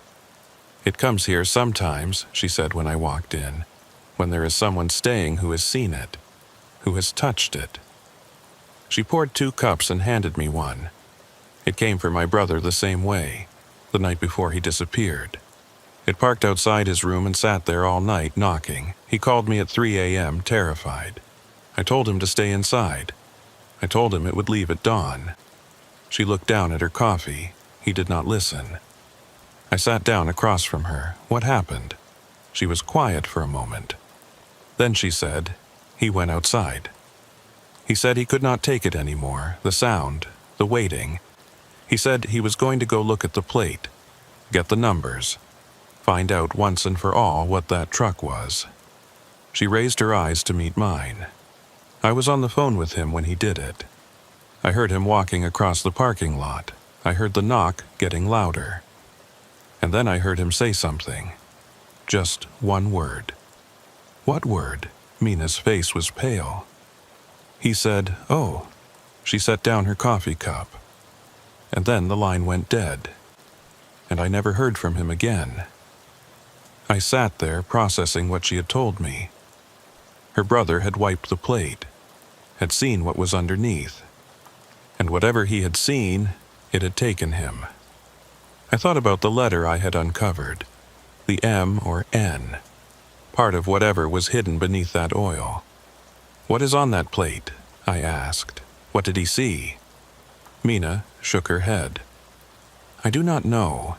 I have been trying to figure that out for 31 years. I have theories, but—" She trailed off. "Tell me." She was quiet for a long moment. Then she said, "I think it is a name." "A name? A plate number is a kind of name, is it not? It identifies a vehicle, tells you who it belongs to, where it comes from. If you know the plate, you know the truck." She looked at me. "I think that truck does not want to be known. I think it covers the plate because if anyone sees the whole thing, if anyone identifies it, then it becomes real, becomes fixed, becomes something that can be found and stopped." She paused, and I think it takes the people who try to see it, takes them so they cannot tell anyone what they learned. I thought about that, about a truck that did not want to be identified, about a plate that was covered in oil to keep it hidden, about drivers who disappeared when they tried to see what was underneath. It made a terrible kind of sense, but it did not explain what the truck was, where it came from, why it was out there, following drivers, taking them. I asked Mina those questions. She shook her head. "I do not know," she said. "I have spent 31 years looking for answers, and I still do not know." She looked at me. "But I know one thing. You cannot run from it. Once it has marked you, once you have touched it, it will keep coming back. It will follow you wherever you go. It will park outside your window and knock all night and wait for you to make a mistake." She leaned forward. "The only way to stop it is to give it what it wants." "What does it want?" Mina's eyes were dark and sad. "It wants to stay hidden. It wants to make sure no one ever sees that plate." She paused. "And it will take anyone who tries." I left Natchitoches that morning and drove to Monroe to deliver my load. I was late, and the customer was not happy, but I did not care. I could not stop thinking about what Mina had told me, about her brother, about the plate, about the thing that was following me and would not stop until I gave it what it wanted. I thought about running, quitting trucking, moving somewhere far away and never getting behind the wheel of a rig again. Maybe then the black truck would lose interest. Maybe then it would find someone else to follow. But I knew it would not work. Mina had said it herself. Once it has marked you, it will keep coming back. I was marked now. I had touched the plate. I had made a connection. There was no running from that. So I kept driving. Kept hauling loads from city to city, terminal to terminal, customer to customer. I did my job and collected my pay and tried to pretend that everything was normal. But nothing was normal. The truck was everywhere now. I saw it in Monroe, parked behind a warehouse. I saw it in Alexandria, sitting in the lot of an abandoned gas station.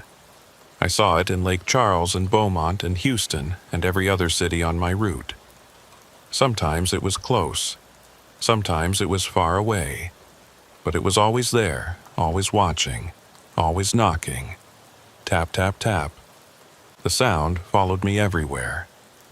I heard it in truck stops and rest areas and fuel stations.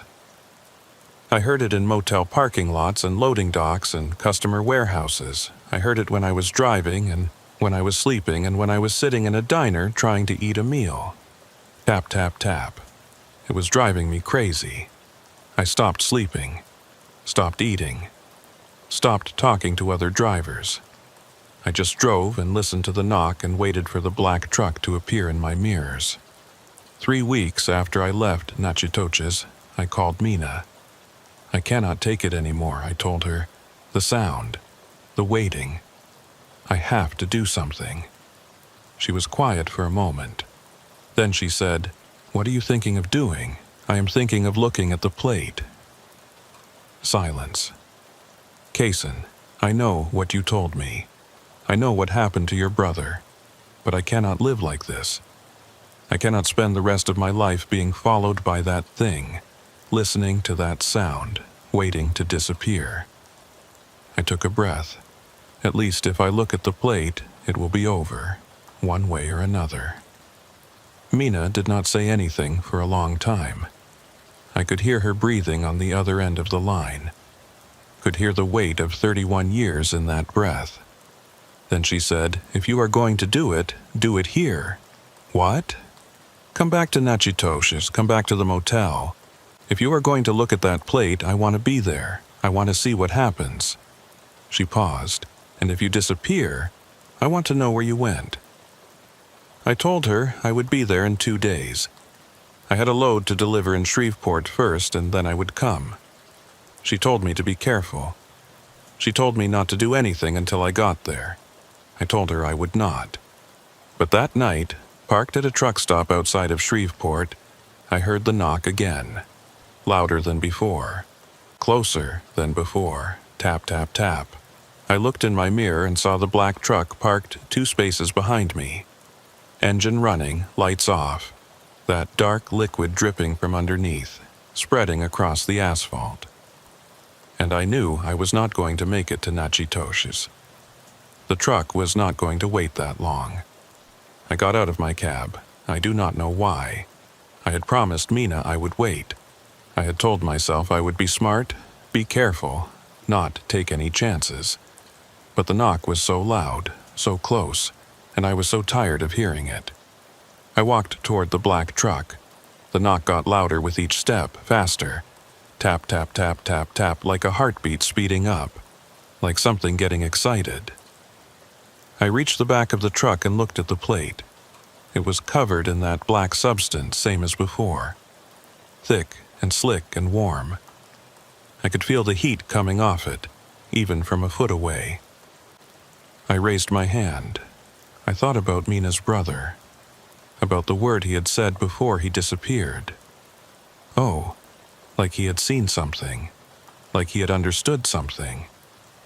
I thought about all the drivers whose names were on Mina's corkboard, all the ones who had disappeared over the years, taken by this truck, this thing, this hungry presence that did not want to be known. I thought about my own name, about whether it would end up on that board. And then I thought about something else. I thought about what Mina had said, that the truck wanted to stay hidden, that it took the drivers who tried to see the plate because it did not want to be identified. But what if that was not the whole truth? What if the truck did not take the drivers to keep them quiet? What if it took them because they had seen what they were looking for? What if the plate was not a license number at all? What if it was something else? I stood there with my hand raised, inches from the plate, the knock filling my head, the heat filling my skin. And I made a decision. I lowered my hand. I turned around. I walked back to my truck. I got in the cab, started the engine, and drove away. The knock followed me out of the parking lot, followed me onto the highway, followed me all the way to Shreveport and beyond. But I did not look back, and I did not stop. I made it to Nachitoshi's the next afternoon. Mina was waiting for me in the office. She looked at my face and knew something had happened. "You almost did it," she said. "Did you not?" I nodded. "Last night, at a truck stop. I was standing right there with my hand on the plate. But you did not wipe it." "No. Why not?" I sat down across from her.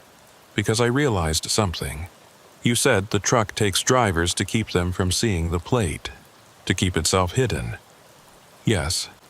But what if that is not why it takes them? What if it takes them because they give it what it wants?" Mina frowned.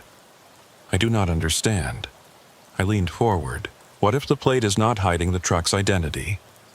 What if it is hiding something else, something the truck wants people to find?" Mina was quiet for a long moment. Then she said, "Like a trap, like a trap." She sat back in her chair, her face pale. 31 years, she said. 31 years, and I never thought of that." She looked at me. "My brother did not disappear because he saw something he should not have seen. He disappeared because he saw exactly what the truck wanted him to see." I nodded, and now we have to figure out what that is. We spent the next 2 days going through Mina's files. Every photograph, every news clipping, every handwritten note. 31 years of research spread out across the floor of her storage room, sorted into piles by date and location and type of incident. We were looking for a pattern, something that would tell us what the plate was hiding, something that would explain why the truck took the drivers who saw it. On the second night, we found it. It was in one of the oldest photographs from 1978. A black truck parked at a rest stop somewhere in East Texas.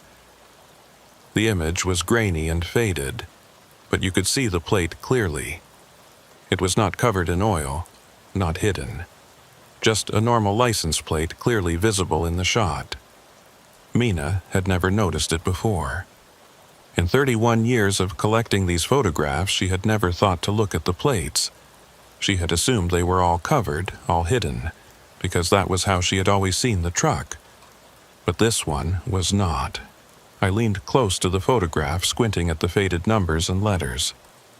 The plate was from Louisiana, and the number was... I stopped. I looked at Mina. She was staring at the photograph, her face white. "That is my brother's plate," she said.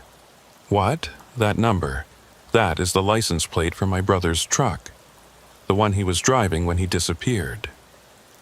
I looked at the photograph again, at the plate, at the black truck that was carrying it. "That is impossible," I said. "This photo is from 1978. Your brother disappeared in 1993. "I know. So how can that truck have his plate 15 years before he disappeared?" Mina did not answer. She just stared at the photograph, her hands trembling. I looked at the other photographs, the newer ones, where the plate was covered in oil. I thought about what Mina had said, that the truck took the drivers who saw the plate because it did not want to be identified. But that was not true. The truck did not have its own plate. It had someone else's plate, a stolen plate, a plate that belonged to a driver who would disappear 15 years later. And if that was true for Mina's brother, then maybe it was true for all of them. Maybe the plate changed. Maybe every time the truck took a driver, it took their plate too, put it on the back of that black rig, carried it around until the next driver saw it, the next driver touched it, the next driver wiped away the oil and saw the name underneath. Their own name. I told Mina my theory. She listened without interrupting. When I finished, she was quiet for a long time, staring at the photograph of her brother's plate on the back of the black truck. Then she said, "If you are right, then the plate is not hiding the truck's identity. It is showing the next victim's identity." "Yes. And when a driver wipes away the oil and sees the plate, they see their own name, their own number, and then the truck takes them." Mina closed her eyes. "My brother saw his own plate on that truck," she said. "That is why he said, 'Oh.' He recognized it. He understood what was going to happen. And then it happened." She opened her eyes. They were wet. "If you had wiped the plate," she said, "what do you think you would have seen?" I did not answer. I did not have to. We both knew what I would have seen. That night, I made a decision. I was not going to run from the black truck anymore. I was not going to hide from it or avoid it or pretend it was not there. I was going to confront it. I was going to look at that plate and see what was underneath. Not because I wanted to disappear, but because I needed to know. I needed to know if my name was on that plate. I needed to know if I was the next one. And if I was, I needed to know why. What had I done to be chosen? What made me different from all the other drivers on the highway? Maybe there was no reason. Maybe it was random. Maybe the truck just picked people and took them, and there was nothing more to it than that. But I did not think so. I thought there was something else going on. Something we had not figured out yet. Something that connected all those drivers, all those disappearances, all those names on Mina's corkboard. And I thought the only way to find out was to see the plate. I told Mina what I was planning. She tried to talk me out of it, told me I was crazy, told me I would end up like her brother, like all the others, vanished without a trace. I told her I knew. I told her I was going to do it anyway. She looked at me for a long moment. Then she said, "If you are going to do it, I am going to be there. I am going to watch. And if you disappear, I am going to write down everything that happens." She paused. Maybe then I will finally understand. We waited for the truck to come. It did not take long. Around midnight, I heard the knock. That familiar sound drifting across the parking lot, filling the night air. Tap, tap, tap. Steady and patient. I went to the window and looked out. The black truck was there, parked in the same spot it had parked before, directly in front of my room. Engine running, lights off, that dark liquid dripping from underneath, spreading across the asphalt. I looked at Mina. She was standing beside me, her face pale but determined. "Are you ready?" she asked. "No." But I opened the door and walked outside anyway. The night was warm and humid, thick with the smell of the bayou. The knock was louder out here, filling my head, drowning out everything else. I could feel it in my chest, in my teeth, in my bones. A vibration that was almost physical. I walked toward the truck. Mina followed behind me, keeping her distance, watching. I reached the back of the truck and stood there, looking at the plate, at the black oil covering it, hiding whatever was underneath, at the truth that I was about to uncover. I raised my hand. I thought about Mina's brother, about the word he had said. Oh, I thought about all the drivers who had stood where I was standing, all the ones who had raised their hands and wiped the plate and seen what was underneath. I thought about what I was going to see. My name, my number, my truck, the next victim. I put my hand on the plate. The oil was warm, hot almost. It clung to my fingers like something alive, something that did not want to let go.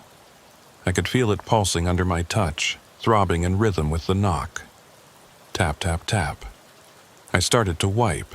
The oil came away slowly, reluctantly, revealing the metal underneath. I saw letters first, then numbers. A Louisiana plate, just like in the photograph from 1978. I wiped more, faster. I needed to see. I needed to know. And then I saw it, the plate, the name, not mine. I stood there, staring at the plate, my hand frozen in place. It was not my name, not my number, not my truck. It was Mina's. I turned and looked at her. She was standing about 20 feet away watching me. Her face was pale. Her eyes were wide. She knew. She had always known. "Mina," I said. She shook her head slowly. "No, that is not possible. I have never driven truck. I have never had a commercial license. That cannot be my plate." But it was. The number was clear. The state was clear. Louisiana. And the name on the registration, which should not have been visible on a plate but was somehow written in letters that seemed to glow in the darkness. Mina Ehrlich. I backed away from the truck. The knock was louder now, faster, that excited rhythm I had heard before. Tap, tap, tap, tap, tap. The engine revved. The truck started to move. Not forward, not backward, just move, shifting in place like an animal adjusting its weight, getting ready. "Mina, run," I said. But she did not run. She just stood there staring at the truck, at the plate with her name on it. 31 years, she said. Her voice was quiet, almost calm. 31 years I have been tracking this truck, collecting photographs, writing down names, trying to understand what happened to my brother. She looked at me. I thought I was the one hunting it, but it was hunting me, all along, waiting for me to get close enough.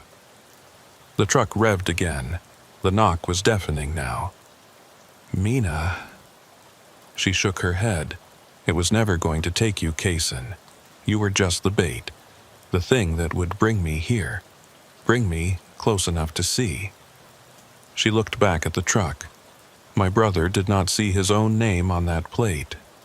He saw mine. He was trying to warn me, and I never understood. The truck started rolling forward, slowly, deliberately, moving toward Mina. She did not run, she just stood there, watching it come. "Mina," I shouted, "move, get out of the way." She looked at me one last time. Her eyes were sad but peaceful, the eyes of someone who had finally found the answer they had been looking for, even if it was not the answer they wanted. "Take care of the files," she said. "Keep tracking it." Maybe you will figure out what I could not. The truck reached her, and she was gone. I do not know how to describe what I saw. One moment Mina was standing there, and the next moment she was not. There was no impact, no collision, no sound of a body being struck. She simply ceased to exist, erased from the world like a word wiped from a page. The truck rolled past the place where she had been standing and kept going. Across the parking lot, toward the highway, its engine still running, its knock still sounding, tap, tap, tap, but slower now, satisfied. I stood there in the empty parking lot staring at the space where Mina had been, at the asphalt that showed no sign of her, at the night that had swallowed her whole. Then I looked at the truck. It was pulling onto the highway, heading north, its taillights glowing red in the darkness, and on the back, where the plate had shown Mina's name, there was nothing but oil, black and thick and hiding whatever was underneath, waiting for the next driver to find it, waiting for the next name. That was 3 months ago. I took Mina's files, all of them. The photographs and clippings and notes. 31 years of research packed into boxes and loaded into my truck. I brought them home and set them up in my spare room, the same way she had set them up in her storage space. And I started tracking. I drive the same routes I have always driven. Lake Charles to Houston, Shreveport to Baton Rouge, Lafayette to Monroe. I haul the same loads, stop at the same fuel stations, park at the same truck stops. But now I am looking. Every city I visit, I ask about the black truck. Every driver I meet, I tell them what to watch for. The faded paint, the rusted chrome, the worn tires, the knock. Tap, tap, tap. Some of them laugh at me. Some of them think I am crazy. But some of them listen. Some of them have seen it themselves. And some of them have stories, names and dates and places that I add to Mina's collection. The corkboard is getting full. I have not seen the truck since that night in Natchitoches. Have not heard the knock. Have not felt that prickling on my skin that tells me it is close. But I know it is out there. I know it is still hunting. And I know that someday it will find someone else. Another driver who hears the knock and thinks something is wrong with their engine. Another driver who sees the black truck in their mirror and wonders why it is following them. Another driver who stops at a rest area or a fuel station or a truck stop and finds it waiting there, engine running, plate covered in oil, waiting to show them their name. I do not know what the truck is, do not know where it came from, or why it takes people or what happens to them after they disappear. Mina spent 31 years looking for those answers and never found them. But I know one thing. The plate is not hiding the truck's identity. It is showing you your own. And if you see your name on that plate, if you wipe away the oil and find yourself looking back, then you are already gone. Sometimes, late at night when I am driving alone on a dark highway, I think I hear it. A knock, faint and distant, barely there. Tap, tap, tap. I check my mirrors. I check my engine. I check the trucks around me and the shadows by the roadside. I never see anything, but I know it is out there, waiting, hunting, looking for the next name to put on that plate. I just hope it is not mine.